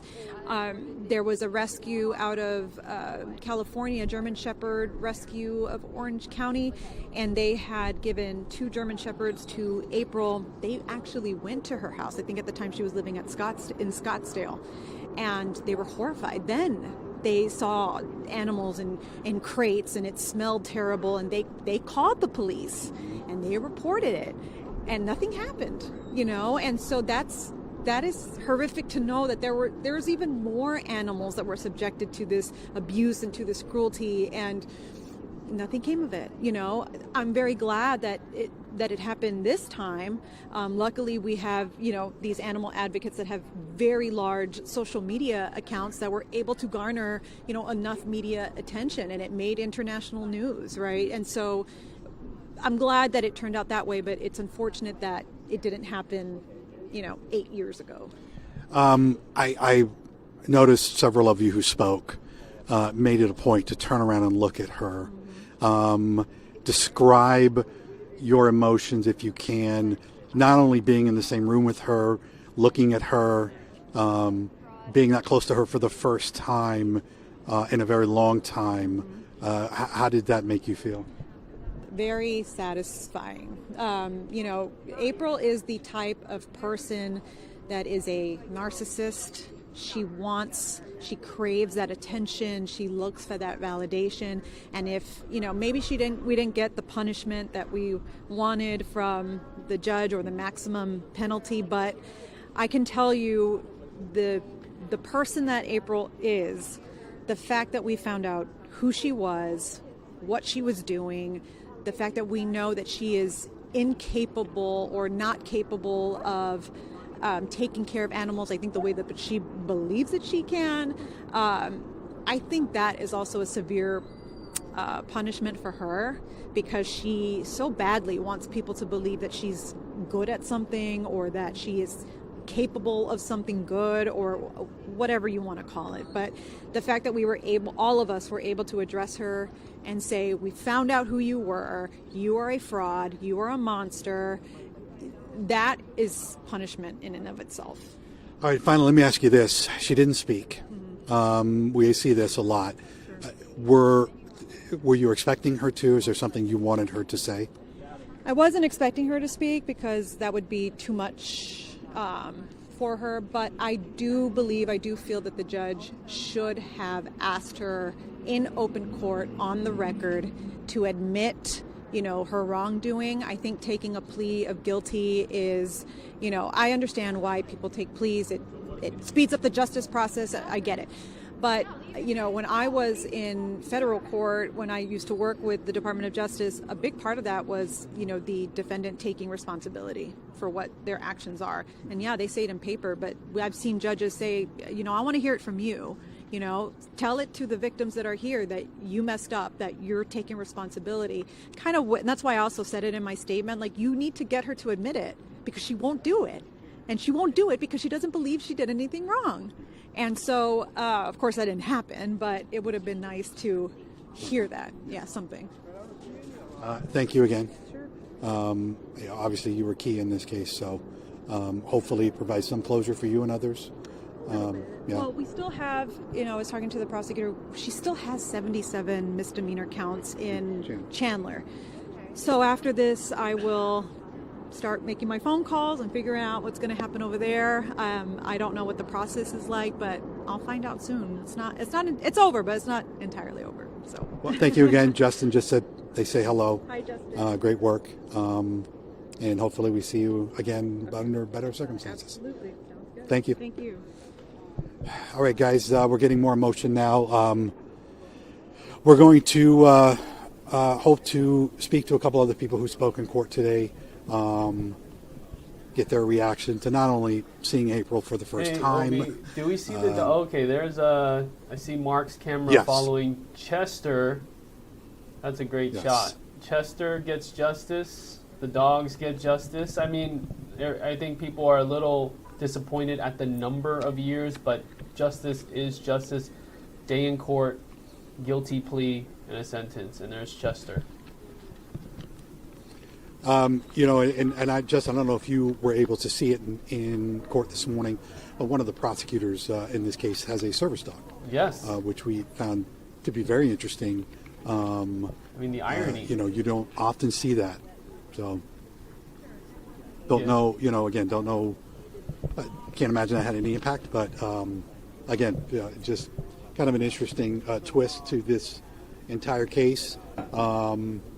Again, went on for about an hour this morning, a little over an hour. Very packed courtroom. As I mentioned earlier, a lot of tissue that some of these folks, I think, are finally getting some justice. Could you explain how... And important, I thought that the judge read the names of a lot of the animals, because I think there was a sense that maybe that got lost in all of this. Animals who had loving homes in some cases, but had people that loved them, and the judge made it a point to kind of go through all the names, which again I thought was interesting. Could you explain how the judge broke down the sentencing terms and why he was doing what he was doing? Well, I think it's important to remember that obviously, if we're, I'm sure a lot of people watching understand this, but there are rules surrounding sentencing on certain charges, right? They have to follow those rules. Those rules are set in place by the laws that are passed by the legislature. And as we have reported, animal cruelty cases in Arizona aren't treated as harshly as other cases. So, the fraud case, for instance, carried a harsher penalty for all of this. That was the ticket. And this is yeah. And so, that will have to change in order for punishment to be more severe in some of these animal cruelty cases. But, again, maybe a case like this is kind of the jumping off point. But he did do, I think, a great job in not only explaining why he was if I use the term hands were tied, why he was bound by certain sentences for each of the 4 counts listed. Again, this was a plea deal, right?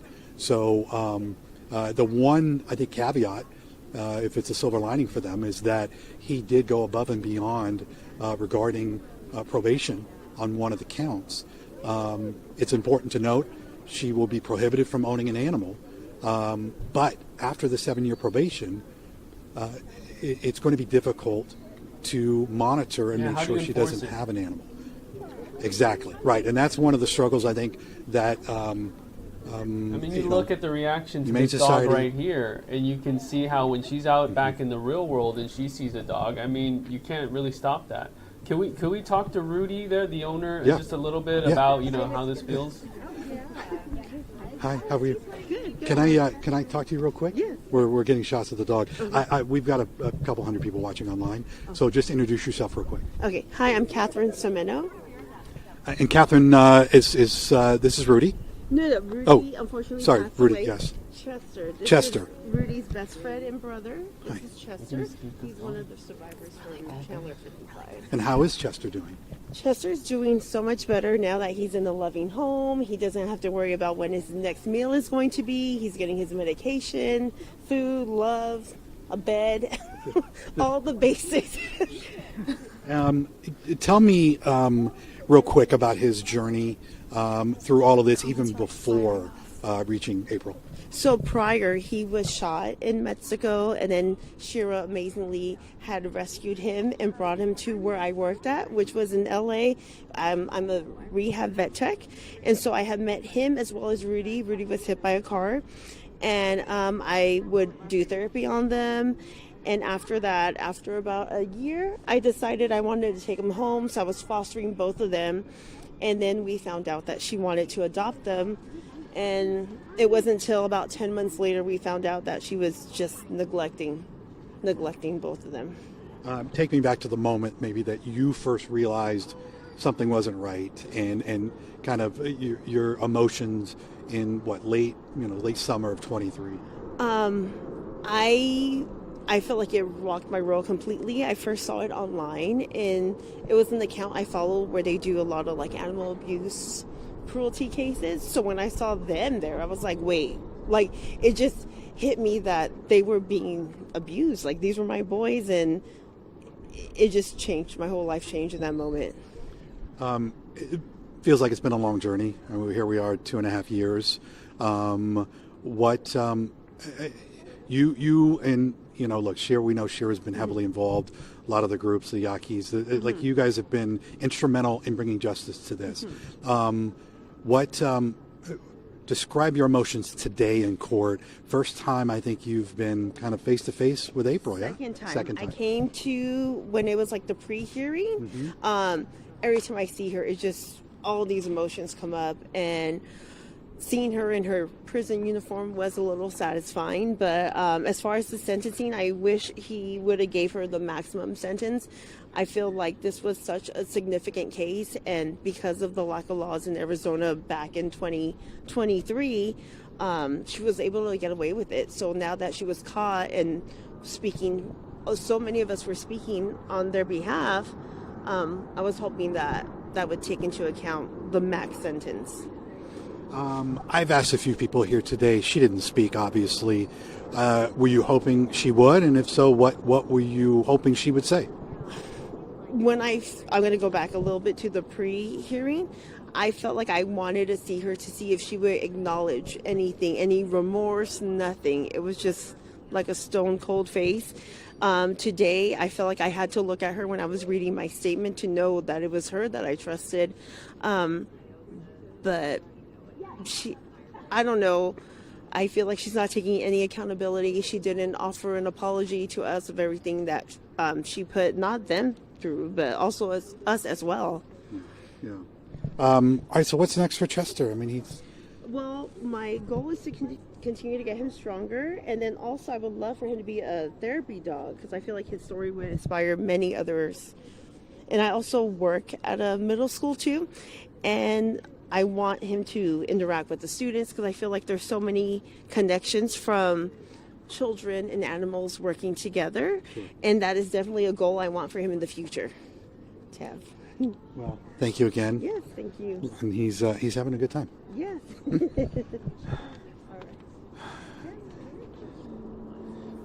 All right, guys. Well, What's again, going on very there? emotional. That Let was me see. great. That was great. Let me see if I can get Coco. Let me see Oh, if I can. Coco is there? Coco, We would you still mind have talking to some- us? I'm sorry. That's okay. I'm. That's okay. We're often confused. Coco didn't come today. She did not come today. Okay. So the rest of the handover came today. Okay, gotcha. Yeah. Um, That crew over there. Yeah, they were well represented today. Yeah, they were. You're getting Would you guys mind talking to me about shot you there in of court? Chester. I'll pass. Okay, Again, fair enough. April Okay. McLaughlin No, but has thank you. been sentenced Yeah, of to course. 3.5 years in prison, mainly for the fraud in the animal cruelty case. Courtney, would you guys want to speak on behalf of There are Handover? still some advocates there that are sort of taking the Sure. moment in. We weren't sure if Coco came. I'm sorry. Okay, okay. We have a few hundred people watching, obviously, online. Watch the whole court proceeding. A lot of interest in this case. Real quick, for the people watching, just quickly introduce yourself. Hi, I'm Emily Stirrup, and I'm on the board with Handover Rover. Tell me a little bit about your organization. We've spoken to Coco before. Just briefly, kind of what your group does and how it relates. Animals generally on the E-list, animals that have extensive medical bills that people surrender for various reasons. They just can't afford it. So we try to take those animals and give them a second chance. Again, you guys were well represented in court today. It shows, I think, the impact this case has had. Describe kind of your feelings and what you witnessed in court. It was really intense. We had some really powerful speakers today. Becca did a phenomenal job from Yaki Rescue. I think our biggest concern is, where would you put her if she was released? No one in that courtroom wants to be her neighbor. I'm sure the judge wouldn't want to be her neighbor.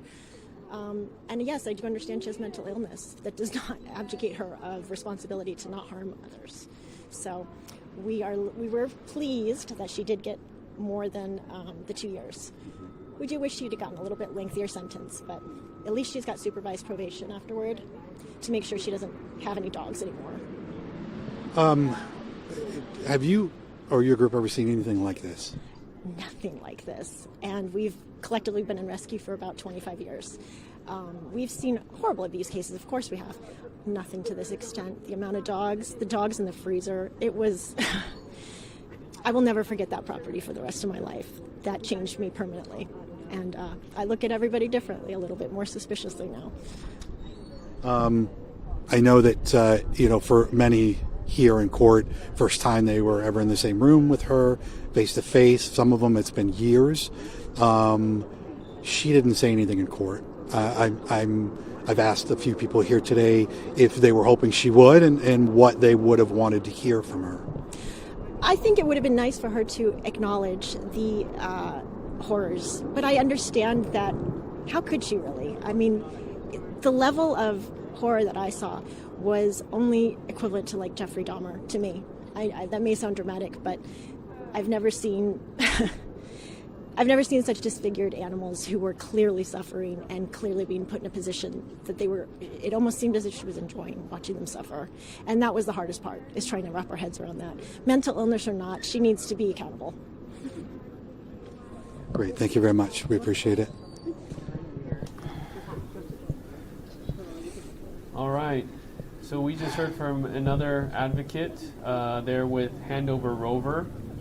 still, everyone's taking the moment in. I know that people are not satisfied at all with the sentence, but this has been a long road. Obi, that seems to be the vibe you're getting from everyone, that, finally it's happened, more justice should be served, harsher penalty should be given, but it is what it is, and they saw it through. Yeah, and again, I think it's important to remember, the judge may have kind of alluded to this, is, no matter the sentence, it's not going to bring a lot of these animals back, unfortunately. And, I think maybe the time that has passed is part of the healing process for a lot of them. We will obviously make it a point to emphasize that, look, animal cruelty laws in Arizona are some of the most lax in the country. And until that changes, cases like this, may not live up to, when it comes to sentencing, may not live up to what people want. Again, we have to remember too, this is also a fraud case, and that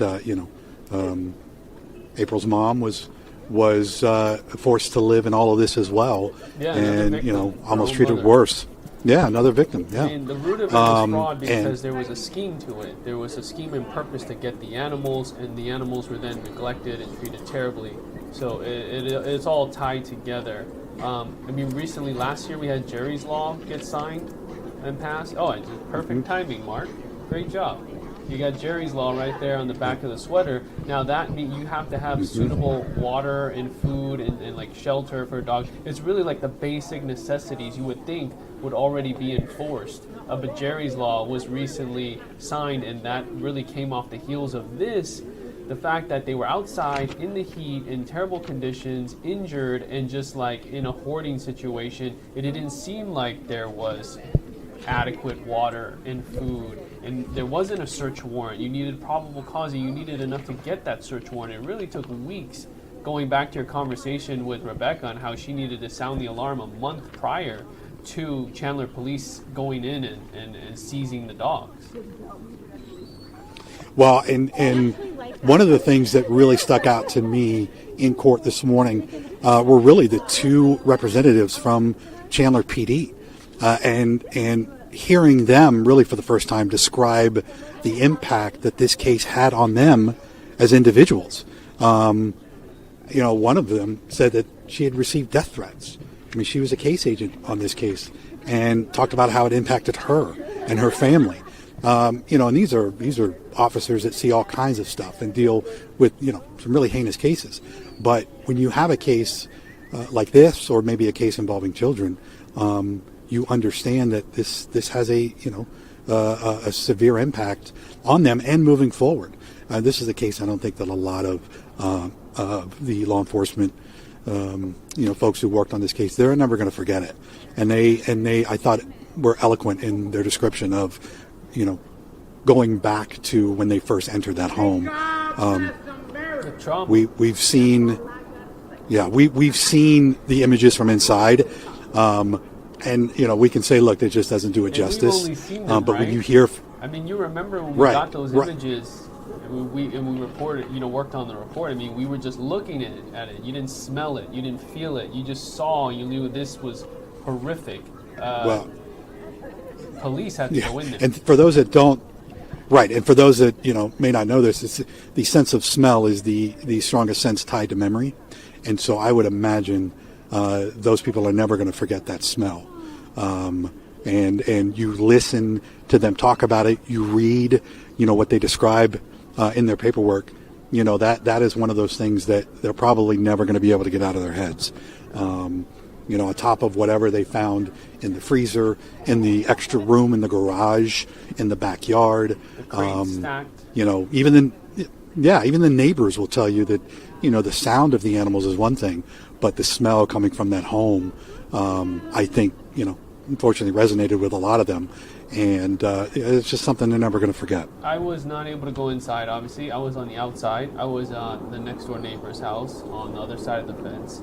I was at the front door seeing the flies. I smelled it. That's all I needed to do. And I just remember still, the barking. And you can hear that, that concern.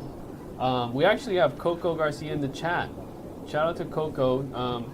she is giving the flowers to social media, and that's huge because social media sparked the pressure on police to really look into this case, to get the story to the media, and that's where we kind of took the ball and ran with it. She says Sarah is there right there. At least Sarah is in the glasses right there. If she doesn't mind talking, maybe she said, I don't know if she said yes or no to you already, Obi. Sarah said no. Yeah. Okay, Yeah, okay. Sarah said no. All right, we got the handover crew accounted for. How about, and that's Kimberly in the sunglasses. She also said no? Yeah, she said Okay. no. All right, you've got everyone checked Respectfully, off. respectfully. So, yeah, so I Yeah. mean, this is a moment here that we're all taking in on the live stream. Really, you know, a group of people who sounded the alarm, went aggressively on social media, gathered the troops, and now 2 years later, 2.5 years later, there is, you know, justice through the system. People are not happy with the sentence, especially animal lovers or anyone who can clearly see what these 55 plus dogs were put through, and Kathleen McLaughlin, April's mother. But April will now spend maybe up to 2 years in prison and beyond 7 years probation. And she will have to take classes.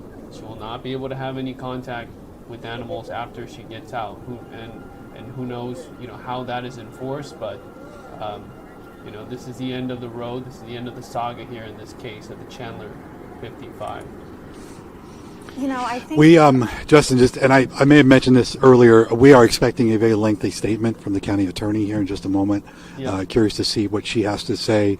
You know, I think she's been open about, you know, how appalled she was at this case. Obviously, she sent it back to them originally, you know, when it came to charges. So we are expecting that.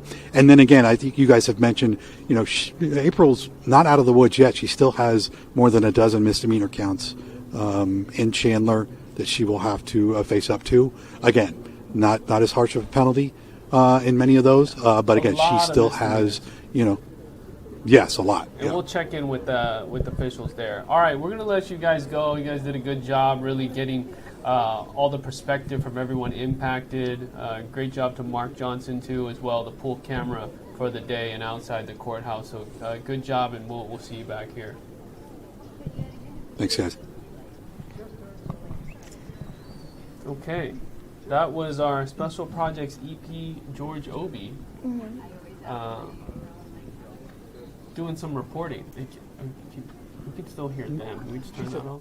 Yes. Thank you. All right. So what's going on, Isabella? A lot of people are. It hasn't stopped. In the It chat. hasn't stopped. I've been monitoring the chat. There's about 300 of you guys watching still. I think that's amazing. And just as Obi was able to mention, there was a lot of people there in person supporting the event today. But it's been really encouraging to see all of you guys continue to drop your comments and support in the chat. I think just a testament of how many people are so passionate about injustices, the health of dogs. I'm seeing a lot of other dog rescue organizations in the comments. There's Rescue Dog Training. As you mentioned, shouting out social media. Oh, yeah, that's Deanna Coco. Chavez is in the chat. She says that the Yaki crew is on, Power of the People. Yaki Animal Rescue, we always follow through. Just a lot of different people, I'm assuming from across the country, different dog training organizations, dog rescue organizations are commenting, sharing their thoughts, their support. Yeah, I can tell you Big when we started community. covering this story and breaking different developments, I mean, specifically Instagram, like messages and comments from people from all over the country, all over the world. I think anyone could relate into seeing what was happening at this home in Chandler, and then it was about peeling back the onion and then getting charges. Because if you guys remember, the case was kicked back to Chandler police initially after the dogs were seized. After that huge scene, Maricopa County Attorney's Office wanted more evidence, and what they were waiting for was vet records, and those vet records were huge to document and prove the injuries and the neglect. So as April was facing, I think it was 77 misdemeanor counts of animal cruelty in the municipal side, Chandler was working on that case, you heard from Lieutenant Nicole Vasey to really put that together, resubmit those charges recommended, and then once that was filed, then it was about the fraud. So that was a separate case. The second thing that came out was all the fraud and theft. So definitely it took time, it took patience.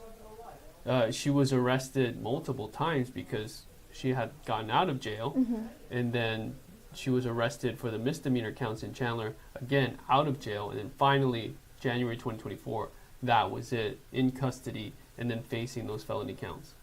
You know, this comment is pretty cool to see. Stray Dog Support shared that one of their dogs was almost going to go there, but Becca warned her. So, you know, just a lot of the women we heard from today, I think it's safe to say that they are going to continue with their mission. They're going to continue to do their best to keep animals safe. It's a lesson. It's a learning experience, and and it's so tragic that dogs had to die. Dogs had to be injured. You heard disfigured. I mean, still recovering. And you talk about the physical side, but how about the mental side for the animals? Oh, definitely. Right? Like, there was so much aftermath and so much trauma left behind.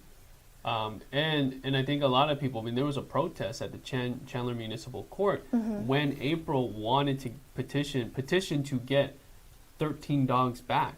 So here she was out of jail, and still, I guess people would say the audacity to still want to get the dogs back after that scene, after what was uncovered and exposed.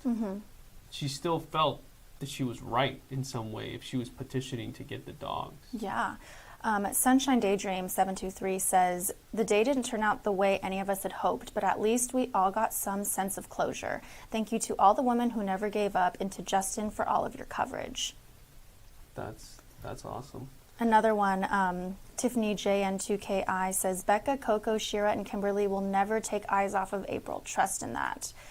I think, again, this just serves as a testament to show that the community, the support of dog lovers and those who, you know, are not satisfied with what happened in court today, they're going to continue to stay out and do their very best to be outspoken and try to keep all the dogs safe.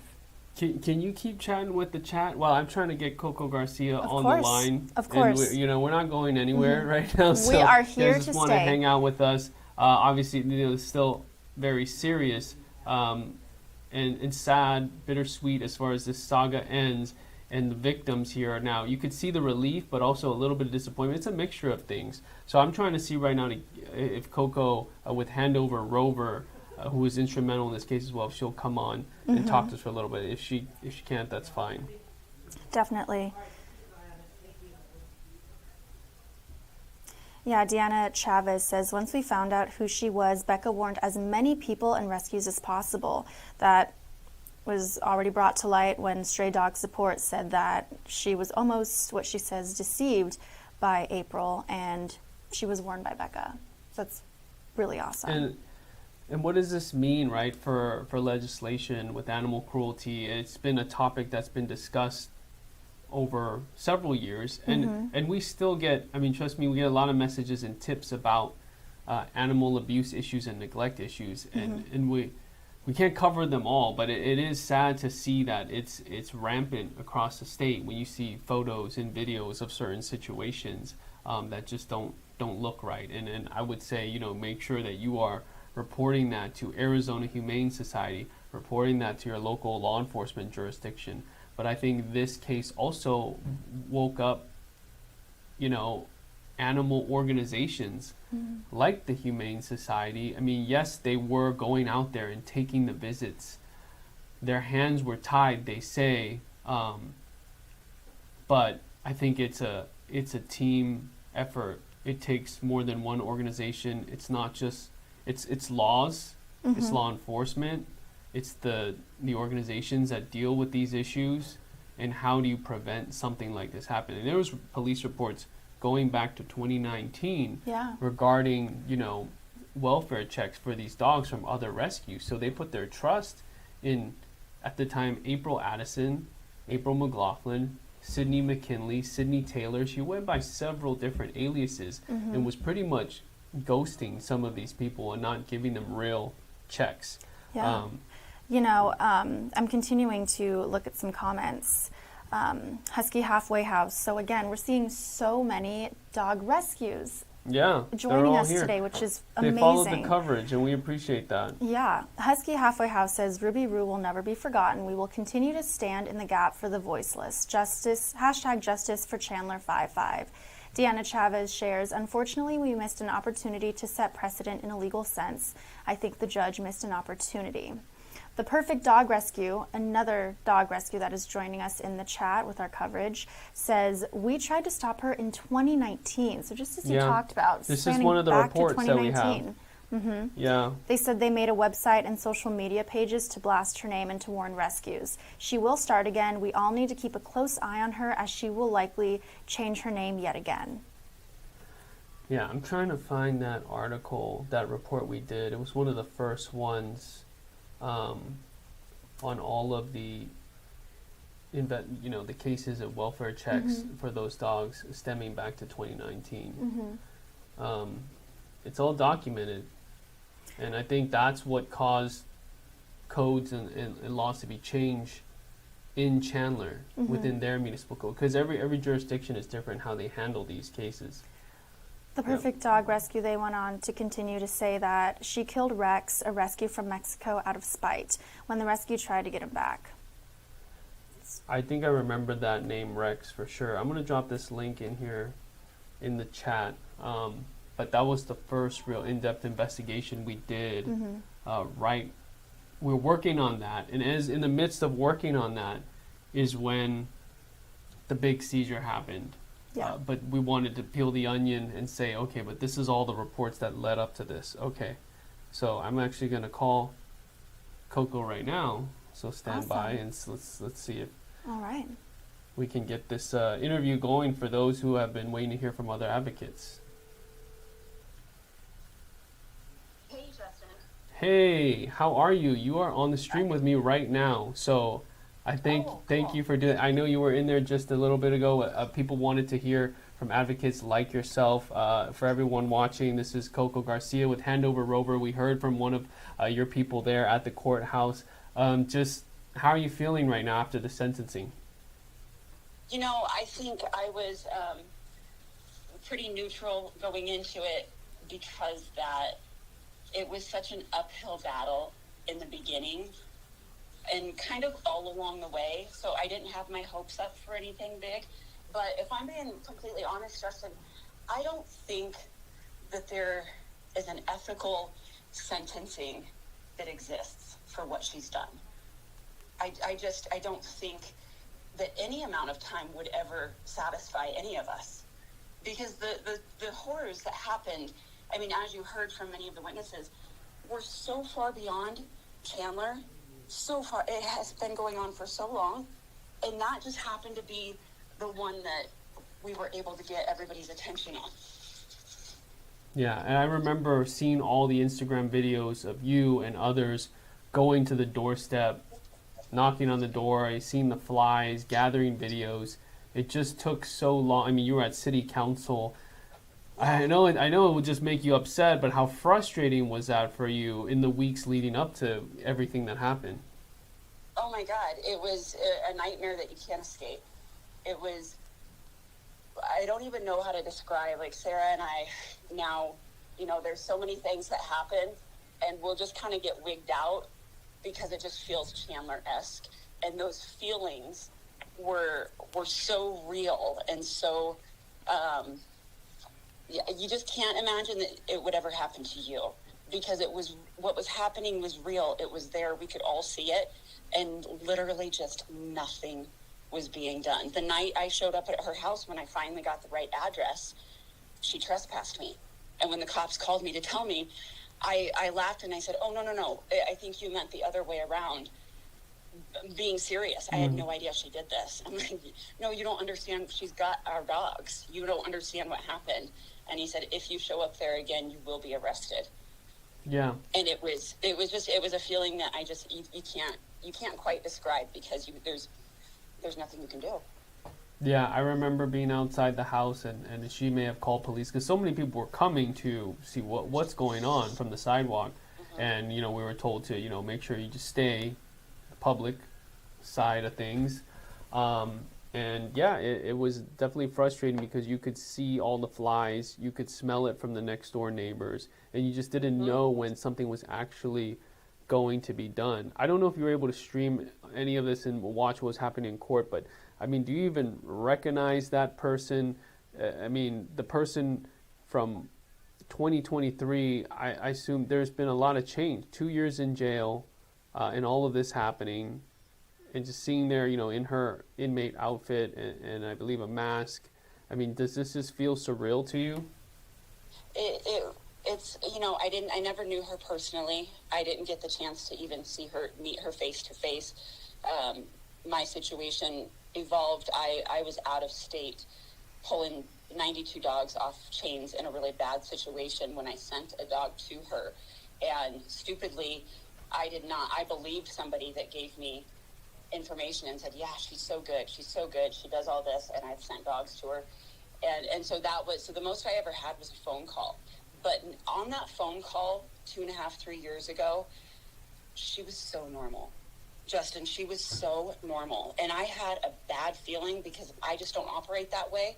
But we were in a pinch, and this person just vouched for her, so I believed them. And I knew, just like Becca said, I knew in my gut it wasn't right. I knew it wasn't right.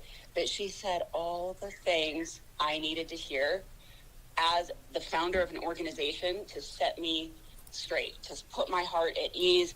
We were going to meet up when I got back to town. All of the things. To hear those words come out of that human being and then find out what she was doing, it's been, it's something like you couldn't make this up for a movie. And then to watch her from that moment go from when she finally got, everything started to happen, and we went to every trial, every court case, every time there was something, we were there. And we just slowly watched her just become more and more hollow. Just more and more hollow. It just, whatever was in there started to dissipate. And then we heard before today, when they were going through it at the pre-trial conference, we heard that she asked the judge if she was going to be allowed to have animals again. And we thought, oh my God, she's still doing it. Nothing's changed. She still believes that she didn't do anything wrong. I was there for the settlement conference, and where that had to be sort of clarified. She kind of pulled back that question, but the intent was, okay, so I can't have any contact with animals, and now it's been very much clarified and cleared up. And that brings me to what has been brought up, actually surprisingly more times than I thought, is mental illness. I mean, what do you think of that? I mean, we do live in a time, right, where mental health is a big issue. Do you feel like this was a factor in what led the unraveling and the neglect and the nightmare? God, part of me wants to say I don't know how qualified I am to speak on something like that, because sorry, I just jumped in the car. I totally respect that too. You don't, if that's not you're not a doctor or a therapist, but yeah. I mean, this was brought up a few times, and even in other in the settlement conference as well, like a mitigating factor. Mm-hmm. I don't know how mental health, like how there couldn't be something off, but in the same aspect as Becca stated, she intentionally did jump through hoops to keep her name switched up, to keep things changing, to keep we would like to err for the sake of humanity and say that this was a terrible mental health, something's going on. And then you realize how smart and brilliant she was to do all these things and pull one over on the system time and time again. And I don't know. I don't know which way it swings. Well, Coco, I know you've got you're out of town, busy day, but I appreciate you for joining the conversation, giving your perspective. It's been a long road, especially for you. I've just been able to document the developments and gotten to know you guys, and you know, I appreciate your help in bringing us, the press, in so that these things could be reported, you know, and being involved. And so, yeah, thank you. Justin, I want to make sure that we tell, like, it is noted that you did this. You came riding in as our hero. We needed you so badly, and you showed up, and you took us seriously, and you believed us, and you rode with us through the entire thing. And you are the reason, in addition to team social media, that we were able to make headway with all of this. So thank you so much. Thank you. Yep, local journalism does matter, and it's people like you that help that thrive. So, all right, we'll talk soon and take care. Okay, you too. Thank you. Bye-bye. Okay. Well, that was Coco Garcia with Handover Rover. It was great to catch up with her. It's a big day, obviously. Thank you all for watching. Really, we're going to start now working on the report for this, for our newscast, and that will be up on our website and our YouTube channel. But I think that the mission today was to bring you inside the courtroom virtually, to really give you the context and analyze how we got here, what's next, and our crew out there did a great job to give us perspective outside and the reaction as well. So, you know, this is what we try to do here, especially with cases that we feel like, you know, we own and we follow through with. And now this saga has hit its course. Yeah. Before we go, I do want to just read a couple more of the comments, because a very important element is all of the people that are tuning in with us. So we thank you for joining. Thank you for joining the conversation and participating in this real-time coverage. Deanna Chavez says, not enough is said about Arizona Humane, what those officers had to see, and how much they loved all of our animals once they were safe. Thank you, AHS, for working with all the rescues. Carter the Bug says, thank you guys for covering this case. Everyone at age 13 remembers Ruby and all the horrors that April put her and everyone else through. I was 15 when I met and took care of Ruby before April had fooled us. A lot of other people are thanking you. They're thanking the rescues. Thank you. Michelle MCK Tar says, even if AHS does animal services in our communities, our cities still have to make stricter local animal codes to protect those who can't protect themselves. That was a good comment. Good points, and appreciate all the feedback and support, and just this, you know, healthy conversation today as we've watched, you know, the justice system work. And everybody can debate about as far as the sentencing. We've talked about that. But now April McLaughlin is headed to, I would assume, the Perryville Women's Prison. So, but we'll have more updates today on air and online. We will. Yeah, Husky Halfway House, they said thank you for covering the story and for continuing to advocate for those in need. Really nice comments. Yeah, and that's what, those are rewarding moments, you know, when you see something like this happen. We cover a lot of terrible situations, and this is one of those that it takes dedication to, and keeping track of things, and there are lulls, but, you know, you follow through. And I've gotten some gray hairs from this case as well, but it was good to sit here with you and then see that unfold, and have our crew out there and getting all that reaction and perspective. So definitely. All right. One more, Natalie, she says, we could not have done this without Justin. So a lot of people are saying thank you. Oh, actually, there is one more question. Do you mind answering that? What is it? Sherry Nevada Pup says, Becca mentioned the 77 Chandler indictments. Can you elaborate on that? Yeah, they're talking about the 77 misdemeanor counts. So those are within the city. Chandler, the prosecutor for the city of Chandler, filed charges against April after all this unfolded in 2023. So she cannot proceed with that case. That case and that trial kept getting continued as they were waiting for everything to build up here within the county, the state's case, with the animal cruelty charges and the fraud. And most likely waiting for all this to run its course and get adjudicated and now it's up to Chandler. I mean, it's just added. I mean, I don't know what else.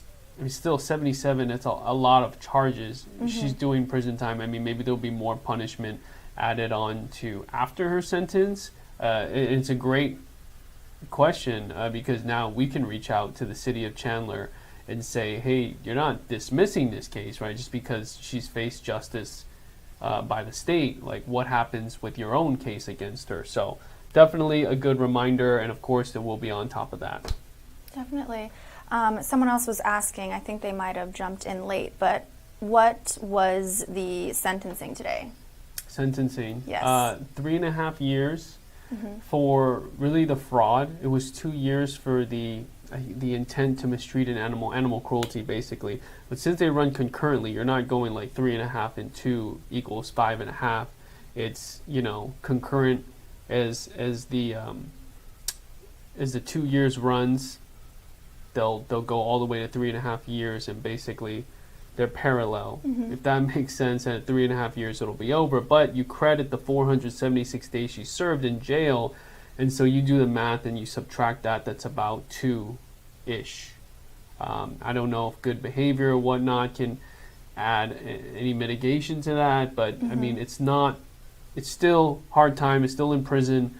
It's. I think a lot of people expected for this case, if she had went to trial and not taken a plea deal, you could be looking at a decade or more if you lose that trial, because there are more counts. Now you've pled down, basically, so there are less charges that you're convicted of. And we know the judge too mentioned that if by the time she is on probation, if she violates that probation, she could risk serving another 2.5 years.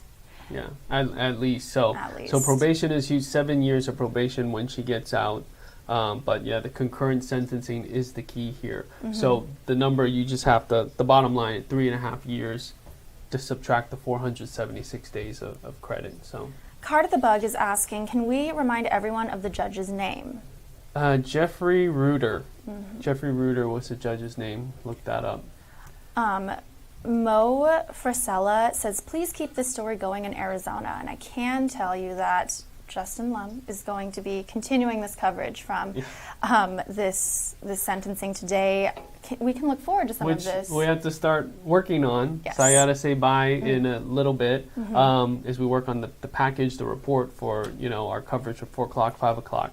So, but yeah, stay tuned. I mean, whatever happens, the developments as far as, I mean, she'll have a new mugshot as well when she's booked into the prison facility that she'll be at. So there will be updates, but I mean, really now this story has run its course, and you guys have been here along the way. So thank you. Yeah, look forward to continued coverage. Of course, this entire live stream Justin and I have done is going to be on our website, our YouTube channel, and the Fox Local app. So you can go back and watch the whole thing. You can scrub through it where we gave some updates earlier. You can hear from George Obi, who is at the courthouse providing coverage. And then, of course, as Justin just touched on, he will be providing continued coverage in the later newscasts. We'll have some web stories up, so just continue to stay with us, and we'll have all the more details come out. Yep, subscribe and hit the bell for notifications. We'll see you next time. Right.